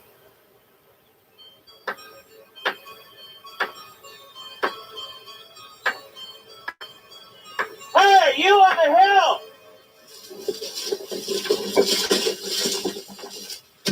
I thought at first I had triggered an avalanche of some type until I saw a big black hairy mass right behind all of those rocks and twigs. And then I began to wonder, is this a bear that I'm seeing, or is it something else? And at that time, I kept thinking in my mind, I've got to find a way to scare it. And I fired a shot above its head, and it turned just slightly and then proceeded to walk down the trail as though I wasn't even there. And as it walked away from me, it took perfect human-like strides down the trail, only like a giant man. At that point in time, I thought the thing was probably gone, but this thing had crouched down at the end of the trail, and it picked up a rock the size of a basketball and was using it to bang against the other rocks. It again made a slight sideways turn, just enough to see me out of the corner of its eye. I was scared, suit the whole way. I was absolutely terrified. And I had a hard time figuring out how that thing could cover so much area, or if there were actually more than one of them. Never been more scared in my life. The creature could have very easily have caught me if it would have wanted to. Why it didn't is still a mystery to me. I still can't understand, with something that would move that fast, cover that much territory, why it had such a hard time locating me. I don't think it was a chase. I think possibly it was what we call a demonstration charge, if it truly was a Bigfoot that he saw. And it was simply saying to him, get out of here. This is my territory. Accounts like Elmer Fromback's are invaluable to the Bigfoot Research Project. The project correlates all eyewitness data in an attempt to predict where and when a Bigfoot will show up next. Based on this data, special infrared cameras are set up in hopes of photographing the elusive beast. But even credible photographs might not convince the skeptics. Noted anthropologist Darius Swindler wants to see tangible proof. And I'm amazed that through all the years and the various people that have been hunting Sasquatch through the years have not really found any what we call bone or dental evidence of the creature. That to me would be very satisfying. You can talk to people who lived out here 50 years, never found a dead bear, never found a dead cougar, a dead deer, maybe. But when something dies, it's eaten, just as in East Africa. When a 8-ton elephant dies, in 72 hours it completely disappears. This is nature's way. I would still like to see some what we call teeth and bones. I would think it would be only logical to suspect this. That we might, by this time, we would have found some more concrete evidence of their existence. Does a lost species roam the Pacific Northwest? If so, there are a lot of people who are very interested. Some, like Peter Byrne, want to find a Bigfoot alive. Others want a specimen dead or alive. The eyewitnesses we interview hope that the scientific community takes notice before it's too late. Not just to validate what I saw, but I think it's important that these creatures are still out there, that they need to be protected in some way, that they need to be understood and studied. There was no aggression at all in the animal, and I believe that it is up to us to protect it. Learn all we can about it and leave it alone. What I saw there was a living creature and not some figment in my imagination. Modern science hasn't absolutely proven by a dead object that this thing exists. But I tell you quite frankly, I've seen one. I know it exists, and there is no doubt in my mind. Next, a determined wife crisscrosses a country in search of her missing husband. Perhaps you can help.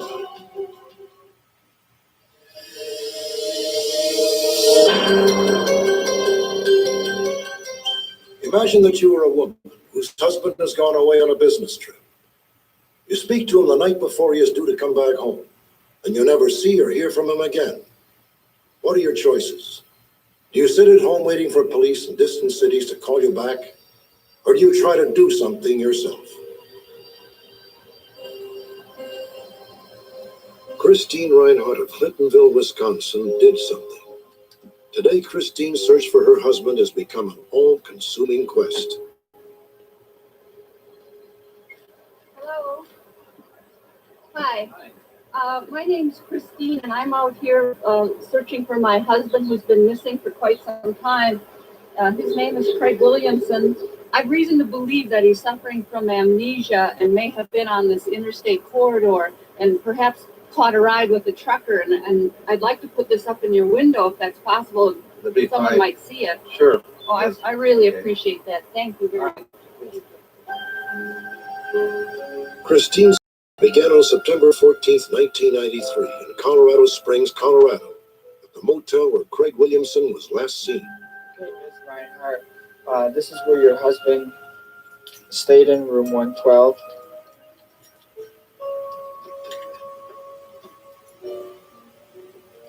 This is the washroom here. All the stuff was in here, and he had a book here on the sink. Okay, this is the room he stayed in. Over there on the chair was his luggage. It was unpacked and open. The bed was made. Looked like it was not slept in. Had there been any like signs of struggle in the room? No sign of struggle at all. It looked like someone just left and walked out. It is now my pleasure, as an ordained minister, and by the power vested in me by the state of Nevada. Craig Williamson was nearly 46 and Christine Reinhardt 41 when they married at Lake Tahoe. It was a second marriage for both. Craig, let me kiss you. Craig and Christine had known each other for only a month, but it was definitely a love match. Christine still speaks of their marriage in the present tense.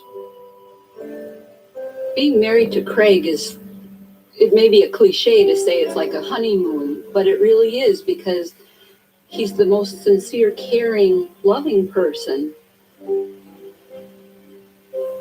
I think the thing about Craig that is most endearing is his caring and nurturing attitude toward me. He's just wonderfully supportive and very loving.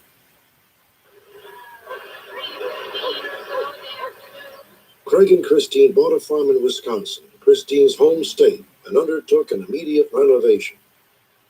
They added on to the barn, installed large tanks, and began to raise an exotic and tasty African fish called tilapia. Craig specially rigged an old school bus to transport the fish.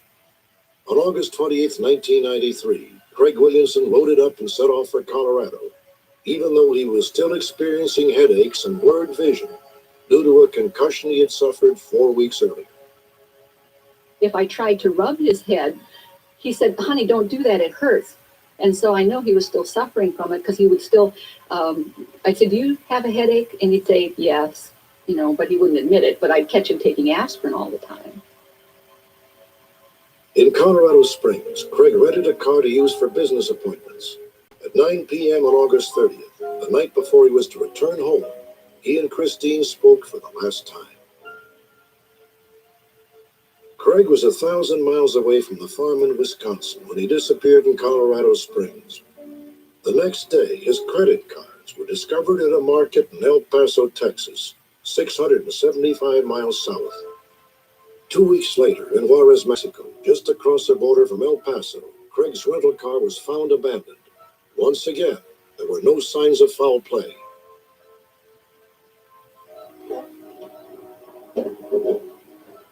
Detective Robert Johnson headed the investigation in Colorado. This is the area where we found the bus still parked when we came out the day of the search. And what I wanted to show you is some of the things that we found. When we got here, the bus that Craig had driven down here was still parked kind of along this line here, about 3 or 4 feet from the dumpster. I truly believe that Craig walked up to his rental car and that someone came up behind him and hit him on the head. And this is completely in keeping in character with Craig, is that he'd get up and wouldn't go in and say, "I'm hurt, help me." He'd think, I have to get on with things. I have to be doing something. I'm supposed to go somewhere. I have to get back. And he would wander toward the bright lights of the parking lot and then the interchange. And he wandered off from there. Over the past week, Williamson's wife, Christine. Television stations in Wisconsin and Colorado covered Christine's story. Within days, a retired nurse from Montana came forward. When I saw him on TV, I recognized him. And I said, that man was on the train that I was on. And my son said, are you sure about that? I said, yeah, I recognize him.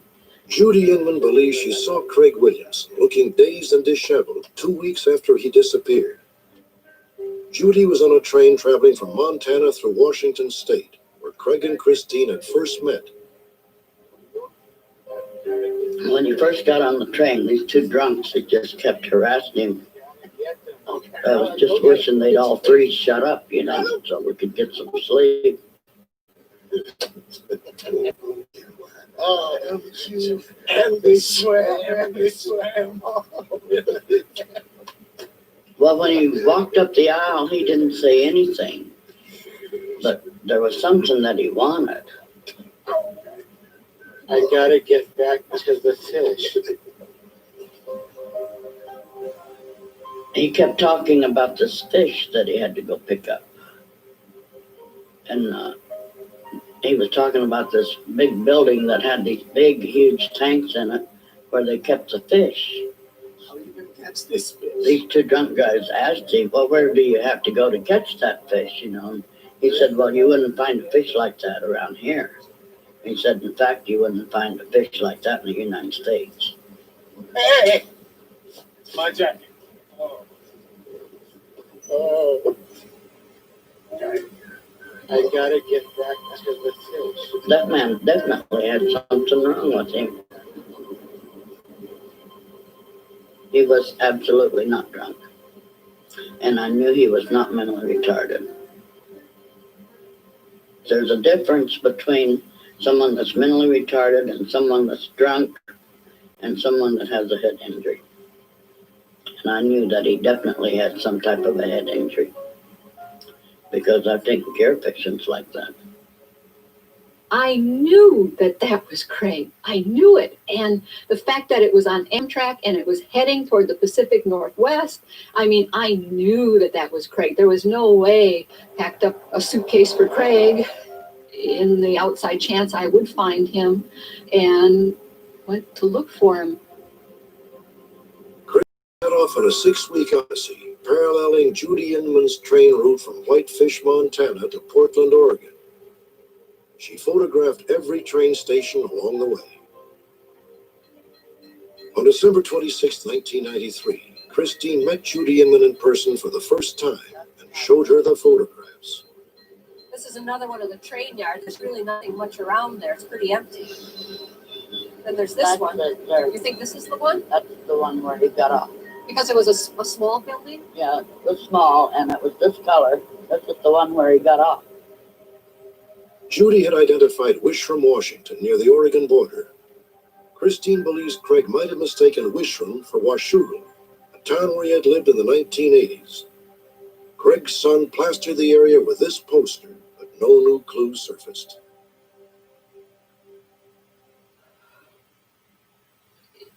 It was absolutely terrible to drive back here after looking for Craig for the 6 weeks that I did. This place was so cold and empty, and everywhere I look, things remind me of Craig all the time.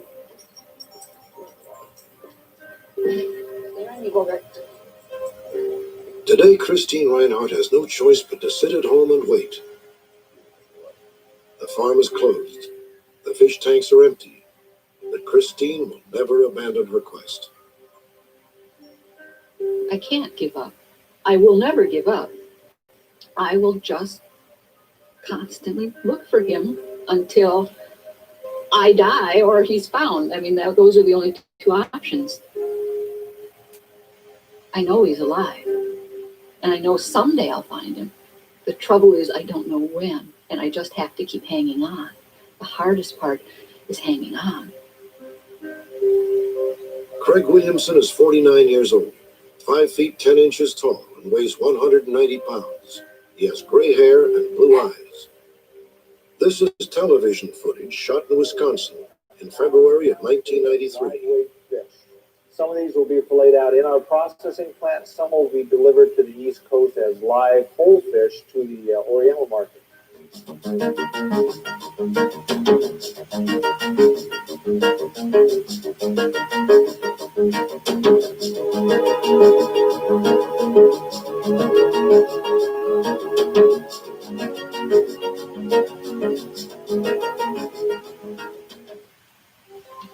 When we return, the fugitive is captured thanks to your calls, and the bizarre case of a couple targeted for terror by an unknown assailant.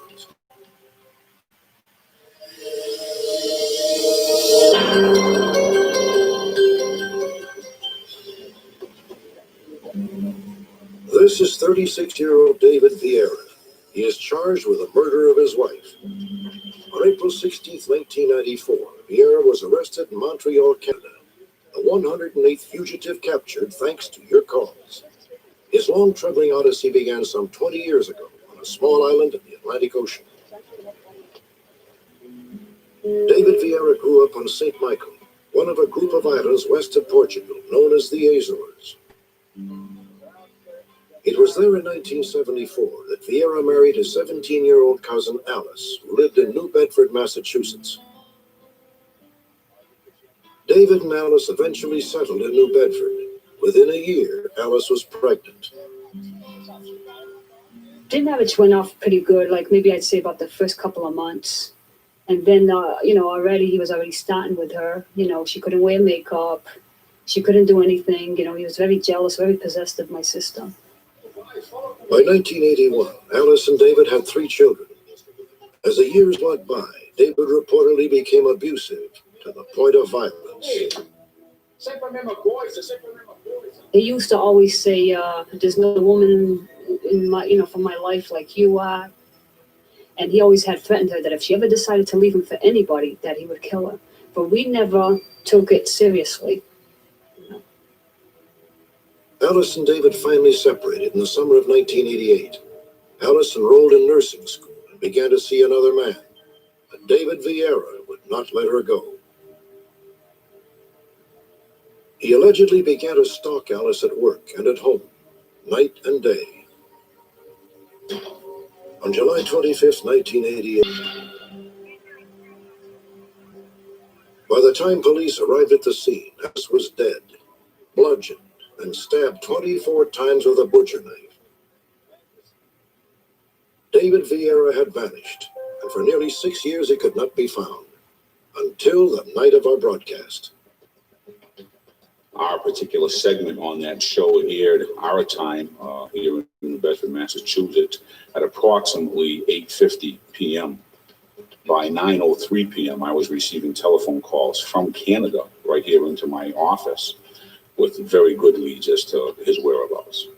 With the first phone call I received saying that they knew where he was, I just jumped up with joy and told my husband, I think we got him, and I couldn't believe it took less than 48 hours to apprehend him.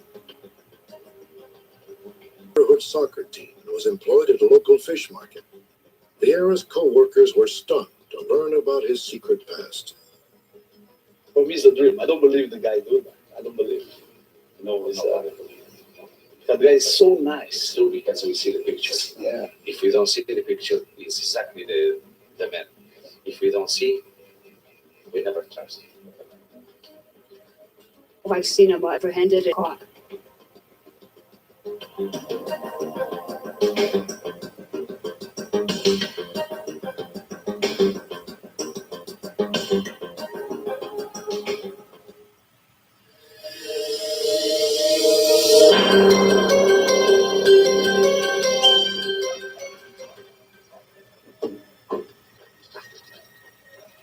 Dorothy and Bill Wacker have lived in a small town in Ohio for most of 48 years together.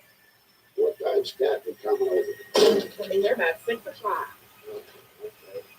The Wackers are quiet, unassuming people who tend to mind their own business. Yeah. hardly the type to draw the wrath of an unseen enemy. Oh my, not again. All right, that's it, I've had enough, I'm calling sheriff. On January 16th, 1985, the Wackers' home was ransacked. It was a third incident in a campaign of terror that began in 1984 and continues unabated to this day. The sheriff's department? Yeah, this, After nearly 10 years, Dorothy and Bill Wacker still wonder who and why.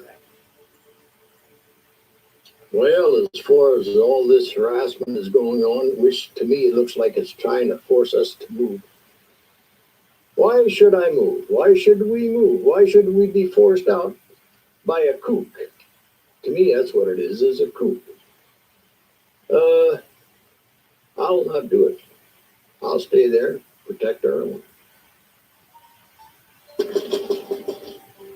July of 1985. After 6 months of peace, another incident. Dorothy was home by herself, recovering from heart surgery. Yeah? It's just down the street here. I would really appreciate it. Yeah, okay, I guess it'll be all right. Come on. Did anybody come to the door? We didn't believe the worst of them, so we did what we had to do. If they wanted to help or anything, well, we always helped them. Right. Thanks a lot. Really appreciate it. He was very polite, so I had no qualms about leaving him in. Yeah, I need to get a tow truck. Right. Right outside there. He was talking on the phone, but like I say, I didn't pay no attention to him. I don't listen to people's conversations when they use the phone. And he said, thanks very much, and that's the reason I thought he'd left. You're welcome.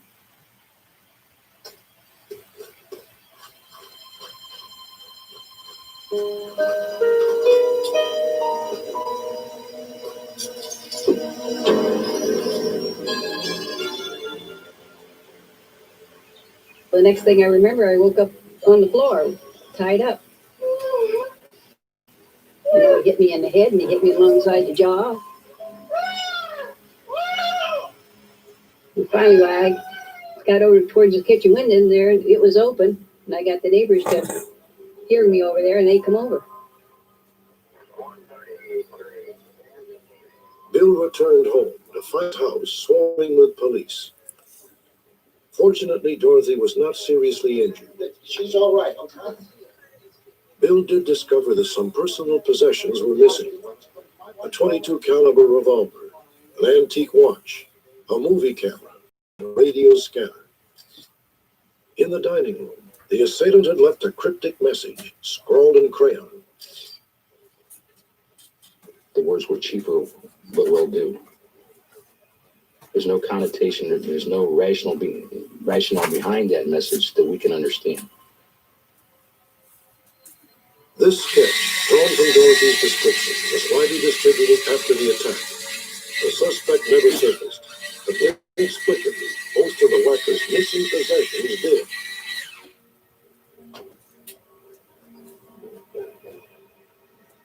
Bill says that about 4 months after Dorothy was assaulted, the revolver turned up on the front porch. One by one, the other items also reappeared. I couldn't figure it out. If they don't have any use for it, they're going to sell it to somebody else. And it just looked like this stuff was laid around till it was brought back. This is extremely unusual, if not very rare. In all my years in law enforcement, I have never had a gun be returned after it was stolen. Meanwhile, the unseen tormentor had launched a new pattern of harassment. No. Sometimes he wouldn't say anything. He just breathed real deep. And then the next time I'll knock you in the head and lay you out and do this to you and do that to you. I was angry and I was scared. They've changed their telephone number several times, and whoever this is that's harassing them has come up with the number. How they found it, I have no idea. According to Bill and Dorothy, the phone calls never let up, and the mysterious assailant soon escalated his campaign. Chow would be sitting there watching TV or reading or whatever, and always after dark. You know, in the driveway. I don't know, but I'm darn sure going to find out. Bill? But all this guy's going to know. I don't want you going out. I'd rush outside. Never hear a noise whatsoever. We got to the point that we figured that we needed some kind of security light outside in the front, which we put up. It wasn't too long after that we had a note on the front porch that says, "Your lights are a laugh." Periodically, other notes have shown up on the Wackers' front porch. Some are crudely threatening, others simply mocking. It was a disturbing onslaught, but at least the Wackers had tangible evidence to present to the authorities. Bill? It would appear that the person that wrote these notes may have been using the opposite hand from what they're normally used to writing with. Whoever printed them went to some pains to try to conceal their normal handwriting or printing techniques. To date, we have found no latent fingerprints or any other foreign material on the evidence that's been submitted.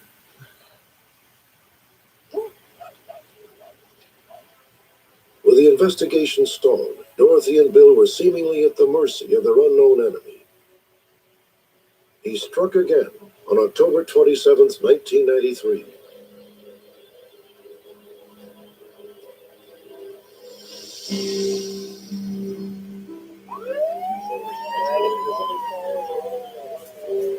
This time, Dorothy was raced to the hospital with skull lacerations. Desperate for a witness, police once again canvassed the neighborhood.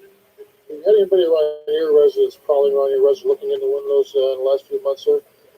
No. Do you have any idea who may be crawling around the Wacker residence? We've interviewed the neighbors on numerous occasions, and none of the neighbors have yet been able to provide us with any information which would lead us to believe that there was a person there. Nobody has ever seen anybody, that's very frustrating to us in our efforts. With no suspects and no clues, the lead detective presented Dorothy with an unthinkable scenario. He says, "I'm going to ask you a question, but he said, I don't want you to take it the wrong way." He says, "Do you think your husband could have done this?" And I said, "No way." I said, "He wouldn't do something like that." He says, "We got to explore all possibilities." She says, "No." Which, why should I do something like that after being married 48 years, you know? The problem with this is you cannot identify the motive. You can't identify the reasons behind the activity that's going on out there. There seems to be a pattern of activity, yes, but what is the underlying reason that this activity is taking place? The other thing is it's sporadic. It's not constant. You'll have months go by with absolutely nothing happen, and then you'll have a flurry of activity for maybe a period of a month, and then it becomes dormant again. This has thrown us into a quandary because we can't figure out exactly what's going on. We know what's going on. They're filing the complaints and they're filing the reports. We're going out there, but yet we can find nothing. In November of 1993, Bill and Dorothy took matters into their own hands. With the help of family members, the Wackers staked out their in-law Dan and Clay watched from a van. Clay's wife Kathy stayed with Dorothy in the house. For almost 4 hours, they waited. Around 10:30 p.m., they decided to call it a night. We heard bump, bump, bump, bump. Had found a blind spot in the Wackers stakeout. And a note on it. Get the message. Oh my. Yeah. Come on, let's go in the house. Violent assaults, threatenings, unnerving calls. Nearly 10 years of harassment. Who is behind the plague of Wacker home. Could it be an impediment? The Wackers remain as mystified today as when their troubles first began. The sooner he's caught, the better off a lot of people are going to be. Because if he's not harassing us or threatening us, he'll probably be doing it to somebody else to get his kicks. I think that's what it boils down to. He gets a heck of a big kick out of it. Next, authorities need your help to find a deadly arsonist.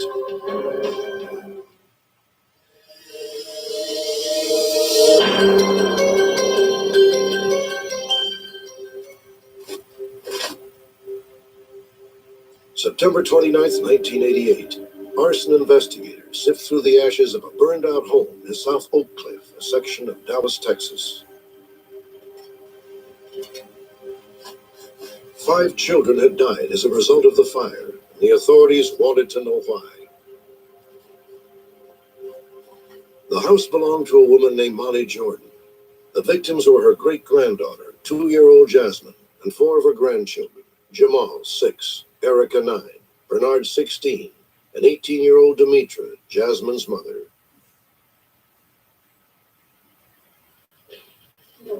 September 28th seemed at first like any other day in the Jordan household. By 3:30 that afternoon, the kids were all home from school. Their grandmother, Molly Jordan, was about to leave. Molly worked back-to-back 8-hour shifts as a nurse to support the 6 children. Molly's jobs would keep her away for some 16 hours until 7 the next morning, but she carried a beeper so the kids could reach her directly at any time.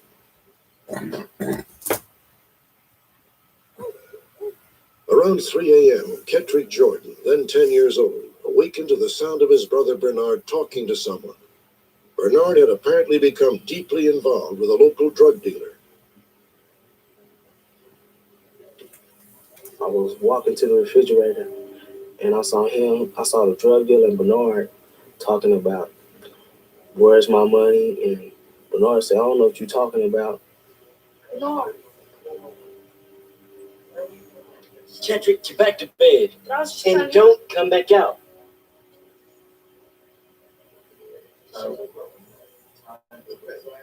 The brief exchange left Kettrick shaken, afraid to go back to his own bedroom. So I went into my sister's room and I went to bed. It seemed like I didn't sleep that long, but about 5 minutes later, he busted into the door and the house was on fire. The house is on fire! The house is on fire!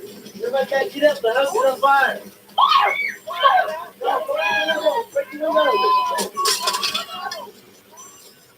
He told me to start busting out windows and stuff to try to, get air coming through the house because we couldn't go through the front door. The only hope of escape was through the windows, but the safety releases for the burglar bars inexplicably jammed and refused to budge. I saw my sister, Erica, laying on the bed crying, and I tried to save her so she could get air, but she was in such a panic. And then my sister, she was busting out the windows, and she cut herself real bad, and she got into a panic.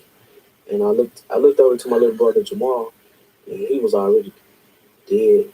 And I looked over to my niece Jazz, she was already dead. By the time firemen arrived, flames had engulfed much of the house. All 6 children were trapped. Repeated attempts to break down the front door failed. Inside, a couch had been propped against the door, holding it closed.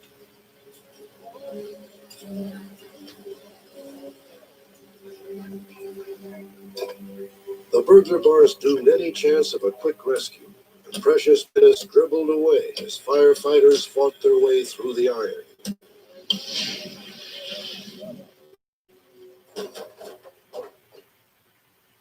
Ten minutes later, the bars gave way. Firemen didn't know if anyone was. While parts of the house continued to burn, they began searching for survivors. They found Kettrick Jordan first. Kettrick was burned over more than 75% of his body. Demetra Jordan was also pulled out alive, but she would die the next day at the hospital.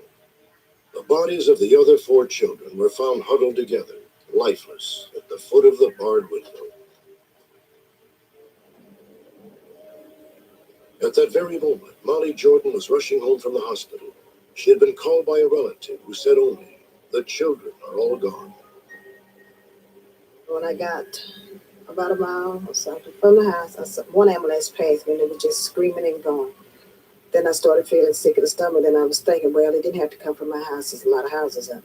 But when I got within a few blocks, there was another one past me screaming, hollering. And I just got real sick of the stomach. Heart was beating fast and all this. It seemed like I couldn't breathe. I couldn't walk. I couldn't stop. I couldn't talk. Just everything left my body, it seemed like. Once the flames were extinguished, arson investigators easily determined that the deadly fire had been deliberately set. In the main living room, we found a gasoline can that had been there during the fire. And later on during the investigation, we actually did find samples of flammable liquids that had been poured on the floor and set on fire. Investigators soon pieced together what they believe are the events that led up fire. The drug people would come to seek payment from Bernard, wanted him to come outside. He did not come outside. They set the house on fire to get him to come outside, but unfortunately, the whole family got caught in the burger bars and didn't come out. So we have an act of arson that resulted in 5 murders and 1 severe injury. Police now believe Bernard piled up furniture in a desperate attempt to keep the assailants out of the house. Instead, both the couch jammed against the front door and a love seat wedged behind the hallway door trapped the children in the house. The arsonist probably entered through this window, one of 2 not equipped with bars. We worked quite hard to try to find who was responsible for the fire. We did come up with one name, one of the individuals that was supplying the drugs to Bernard. His name was Curly, the nickname Curly. He was a black male, about 5'10" in height, weighed about 160 pounds. We never have found Curly or any of his friends, but Curly is known to have bragged about setting the fire.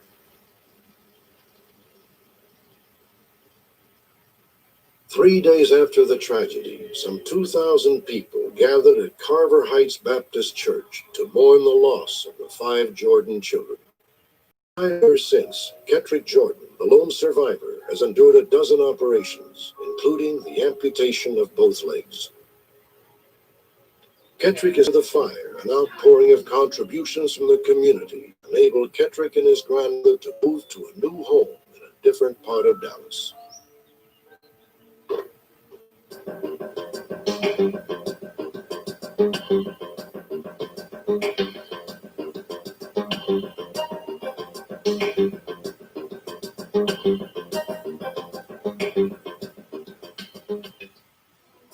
Do you believe in angels?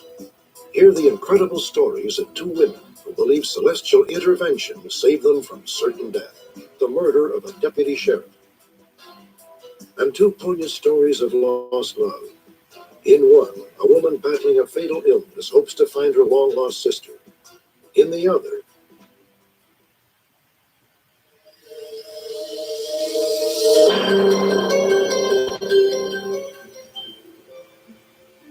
do angels dwell among us? More than 1,000 years ago, St. Augustine wrote that every visible thing in this world is put in the charge of an angel. Even today, most of us hope those words are true. You're about to meet 2 women, both of whom are certain that they were placed in the charge of a guardian angel just when they needed it most. Consider first the case of Janie Schammel. Her story begins in 1976. Janie had just turned 14 when her brother and sister-in-law took her on a Western vacation. They traveled in a camper with another family and visited all the usual tourist attractions. However, one stop stands out. In the Painted Desert, something amazing happened. Something Janie, who is now 31, will never forget. I had gotten a new camera for the trip, and I was curious to get some good photographs. And I can remember leaning up against the guardrail, focusing the camera, and thinking, if I just got another side of this guardrail down there a little bit, it would be a much better photograph. As nearly as anyone can figure, just at that same moment, Janie's mother, Shirley, who had stayed home in Michigan, was sitting down to read her Bible as she did every day. I really felt that I was led by the Holy Spirit to read Psalm 91. And I began sobbing, just sobbing, because I knew Janie was going to die. I didn't know why or how, but I knew she was going to die. Janie! She's gone over the edge! Where did she go? Right over the railing. I can't see her anymore.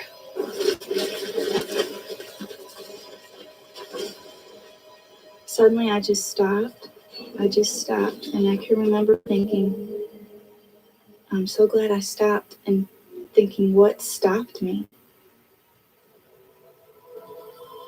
I was afraid. I was scared that there was no way I was going to get back up to the top. I could not see the top. I couldn't hear my family yelling for me. I knew I had to be very careful or I would start falling again.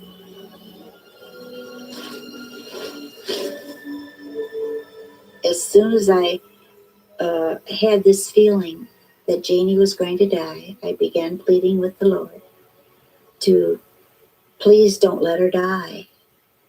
And there would be more than what I could bear. I continued to read Psalm 91.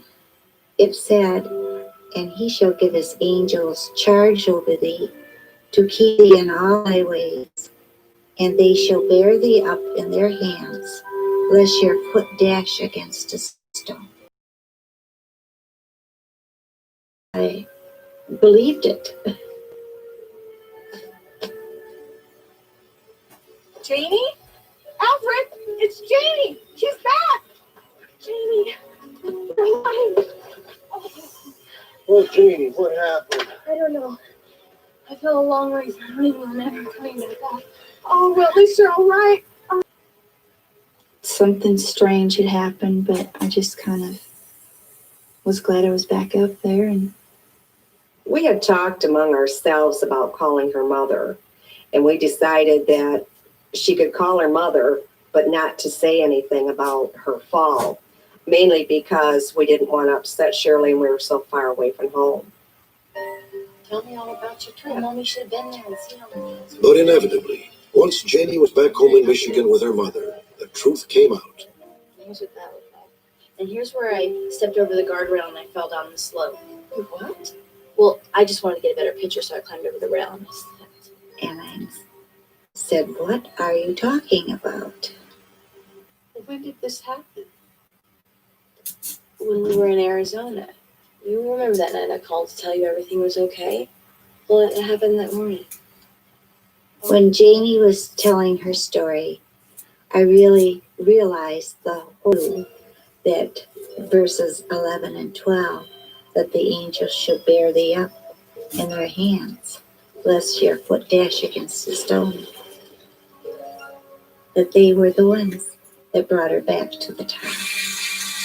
when I heard my mother's story of what had happened that day and her feelings that I was going to die, I realized then that it was her prayers that had sent the angels that had made me stop and had brought me to the top of the canyon.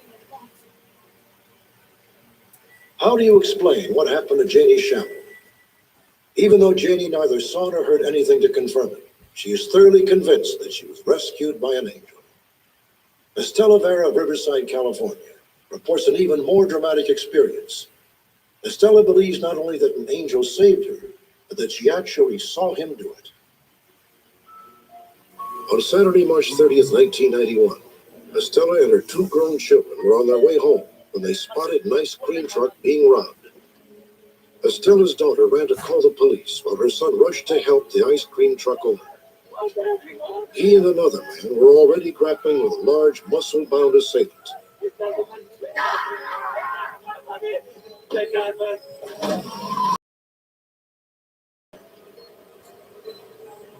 I knew there was absolutely nothing I could do, and I saw my mother in the path of his van.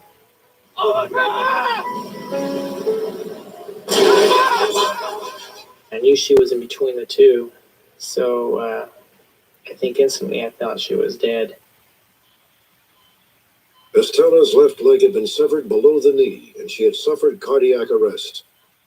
At the hospital, Mingo and his father kept vigil. What did the doctor say?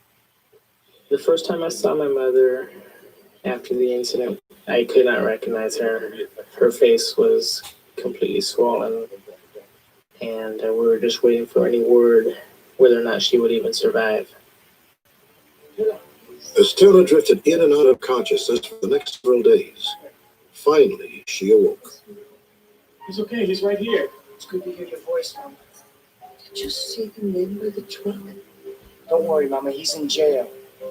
The other man, surrounded by light, in front of the truck. Is this some dream, Estella? No. He was standing by the truck.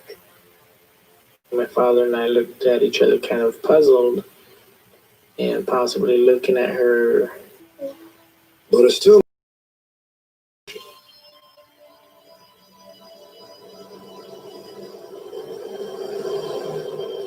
All I remember is looking at the truck coming so fast, and just with all my heart, I said to God, God, please don't let me die. And then I started reciting songs that I know. I said, the angel of the Lord takes care of those that loves him. And then I look again, and the truck is right in front of me, and I could see the robber's face. He looked so angry. You could see those eyes. He was desperate. I look again, and now in front of the truck, there is this beautiful person. He looks so peaceful, so beautiful. He has the most beautiful smile. You could see him like in slow motion.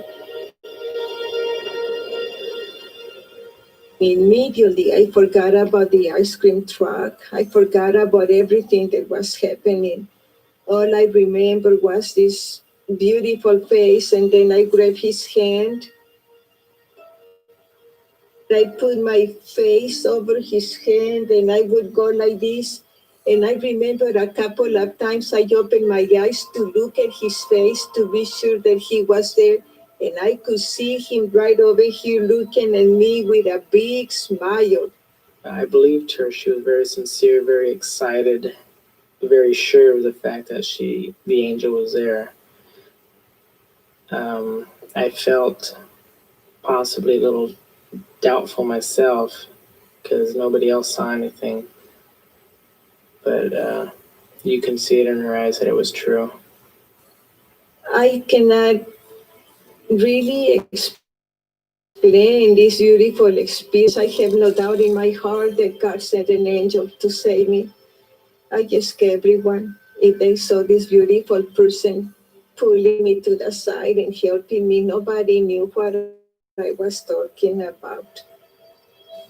But I knew that it was true, that God sent an angel to save me.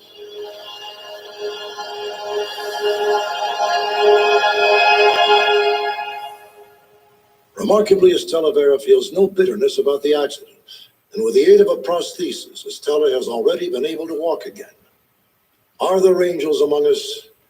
No matter what anyone else may think, Estella Vera firmly believes she is alive today because she was visited by a guardian angel.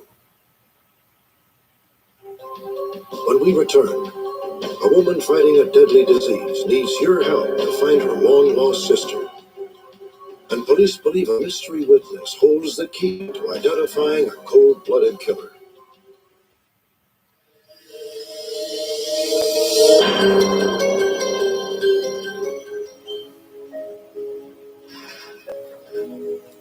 For Diane Handline of La Crescenta, California, every day is a race against time. The rare and often fatal blood disease she has been fighting since 1986 has finally reached the crisis point. Hello, Diane. How are you doing? Hi, Doc. This procedure is going to take about 5 or 10 minutes. You may be a little uncomfortable before the biopsy is done. How uncomfortable?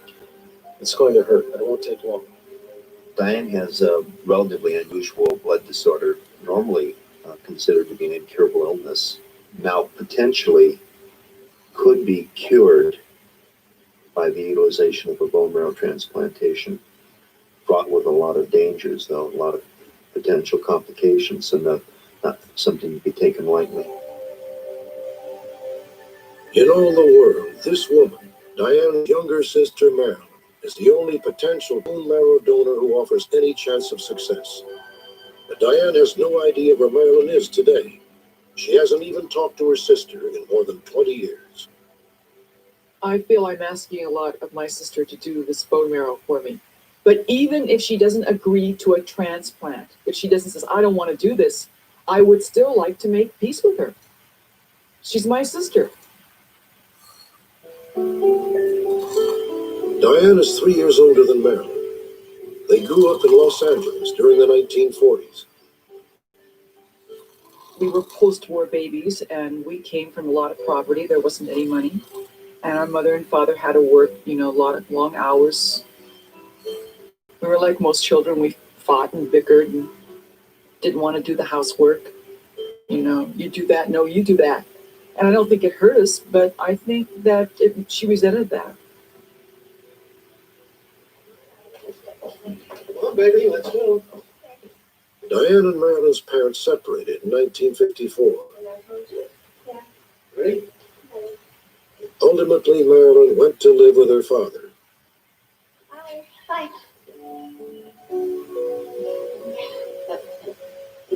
After my sister moved in with my dad, I saw my sister maybe like once a month.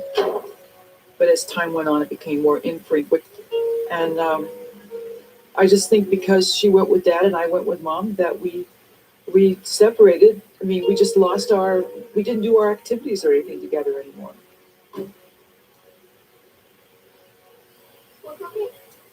Years passed with little contact. In 1965, Diane visited her sister at the restaurant where she worked. Place never stops. It's okay though. So how you doing? Well, met a new guy. Yeah. Marilyn said she was in love. She planned to marry a man who had several children from a previous marriage. Yeah. Crazy about him. Neither sister realized the brief visit would be the last time they would see each other face to face. 8 years later, they did speak briefly on the phone. Marilyn told Diane that she had a little boy named Billy Joe. Billy Joe? It's good. The sisters talked about getting together, but time drifted by and they never spoke again. Bye-bye.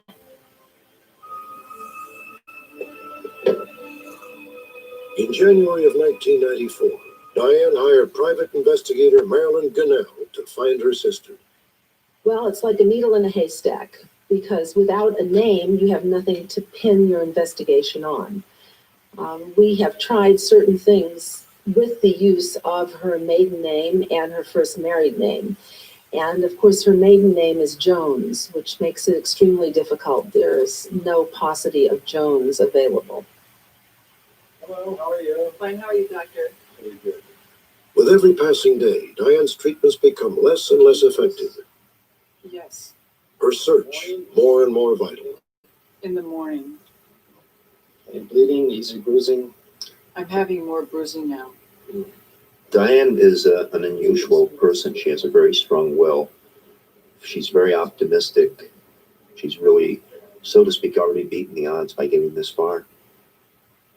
I think I'm still here after all these years is because I don't think that my life should be over with yet. I had a daughter to finish raising, to go to college, and I'd like to see her get married and have babies, and I just don't feel like checking out of here yet, but I think I'm going to pretty soon if I don't do something fast. When we broadcast Diane's story, a private investigator from Denver, Colorado, Robin Lee, was watching. She was touched by Diane's plight, but assumed we would get the clues we needed. We didn't. As luck would have it, Robin was also watching when the segment reran in June. This time, she decided to volunteer her help in tracking Marilyn down. The result was one of our most unusual solves ever. I contacted the show, got a little more information. Started out with the sister's name. Marilyn Jones was her maiden name. Started with that and a date of birth, and went on from there. And it took me about 3 days to find her. 3 working days, if you don't count the 4th of July holiday in between. And I think it's great that they're back together. On August 13th, 1994, Marilyn and Diane met face to face for the first time in 30 years. It's so good to see you. Once we hugged, it was like it hadn't been 30 years. It had been, just a short time. I guess maybe that's why I feel comfortable, is because I can feel the love. And when you feel that love, you feel comfortable. You haven't changed a bit. Oh, no. I get cuter with age. Yes, you do. Yes, you do. I think I'm still in shock. It's still like I'm not here yet. It's just a dream, But it's a great dream, and we have a lot of catching up to do, and we'll be together forever now. We're going to have a lot of fun together. Enjoy the time we have. Isn't that beautiful? Coincidentally, the day of the reunion was Diane's 53rd birthday.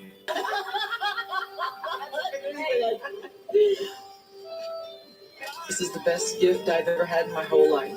This is the best gift ever. It'll be the best birthday I've ever had in my whole life. We drive 60 miles to go to. On the day of the reunion, Marilyn's fondest wish was to prove a compatible bone marrow donor for her sister. Where do you drive to go to the movies? To the movies, we have to go all the way to Canada. And that we're going to take full advantage of however long we do have together. We can make a week seem like an eternity.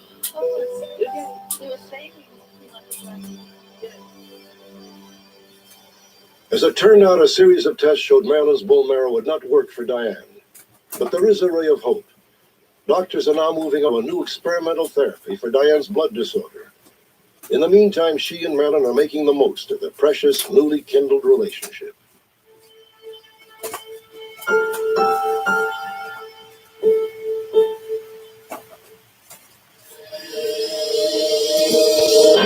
Deputy Sheriff named Charlie Anderson was gunned down in his Burbank, California home. The next day, an anonymous witness phoned the Burbank police, claiming to know the identity of the killer. But the caller, obviously nervous, hung up before revealing any information. He never called back. Authorities hope that tonight, 7 years later, this mystery witness will finally come forward and solve the murder of Charlie Anderson. Charlie Anderson was a 14-year veteran of the Los Angeles County Sheriff's Department. Themselves in their vehicles in dangerous situations. Charlie was probably one of the most talented drivers that I've ever met. It was a natural talent for him. Charlie was able to get along with everybody. He was serious on the job, he had a good sense of humor when he was around the rest of the staff. Also a dedicated father, never too busy to spend evenings and weekends with his 2 sons. Charlie didn't seem to have an enemy in the world. Until the early hours of January 24th, 1987. Charlie's wife, Beth, told police that around midnight, she, Charlie, and their 2 young sons returned home from a visit to her parents. Well, I'll go ahead and bring him upstairs, and then I'll come back for you. They arrived home, and because Mrs. Anderson was suffering from a back injury, her husband offered to go inside the house with her oldest boy first. He asked her to wait in the car, and she did so. Charlie Anderson went in the house with the oldest son, and we believe took him upstairs. few moments later, Mrs. Anderson heard what sounded like backfires from where she was parked in the driveway. She was still seated in the car. Because the sound was unusual, she walked to the house and called in to someone.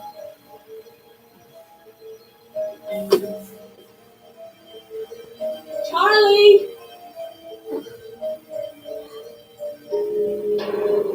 Charlie! Honey, are you up here? Charlie! Honey? Charlie, can you hear me? She ran downstairs, picked up her younger son, and ran to a next door neighbor's house. Help! Help!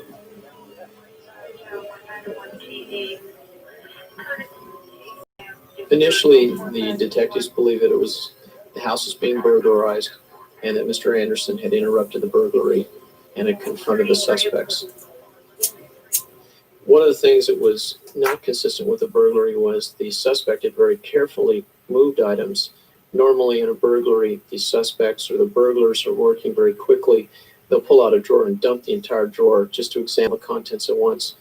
What the investigators found was that the drawers had been either pulled out partially or carefully pulled out and maybe one item removed.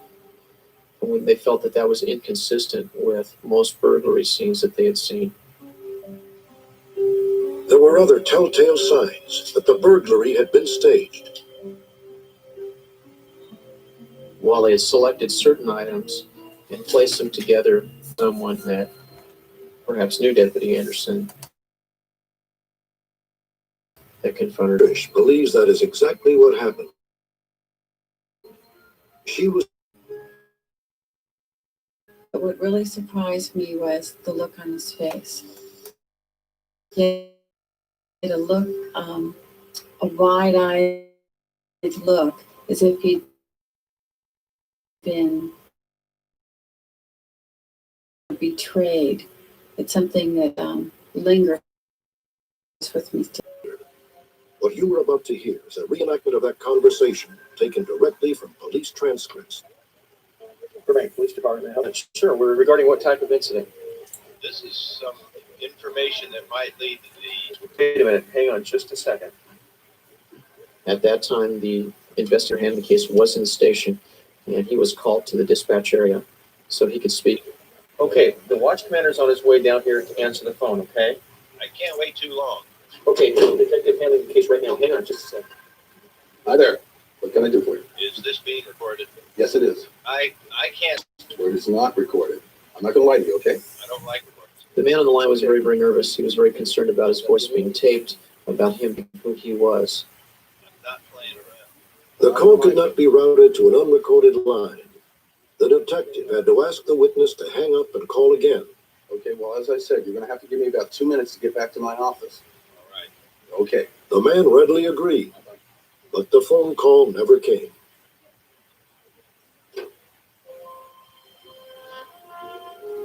On January 31st, 1987, Charlie Anderson was laid to rest, with the full honors reserved for officers killed in the line of duty. Since then, lack of evidence has dragged the investigation to a standstill. 7 years after the murder of Charlie Anderson, authorities are still searching for the unidentified caller. We feel it's very, very important to locate this caller because he was concerned enough to call us right at the beginning of the investigation. He has never been identified, and we're very, very interested in speaking to him to find out what he does know about this case. Killer that shot the deputy.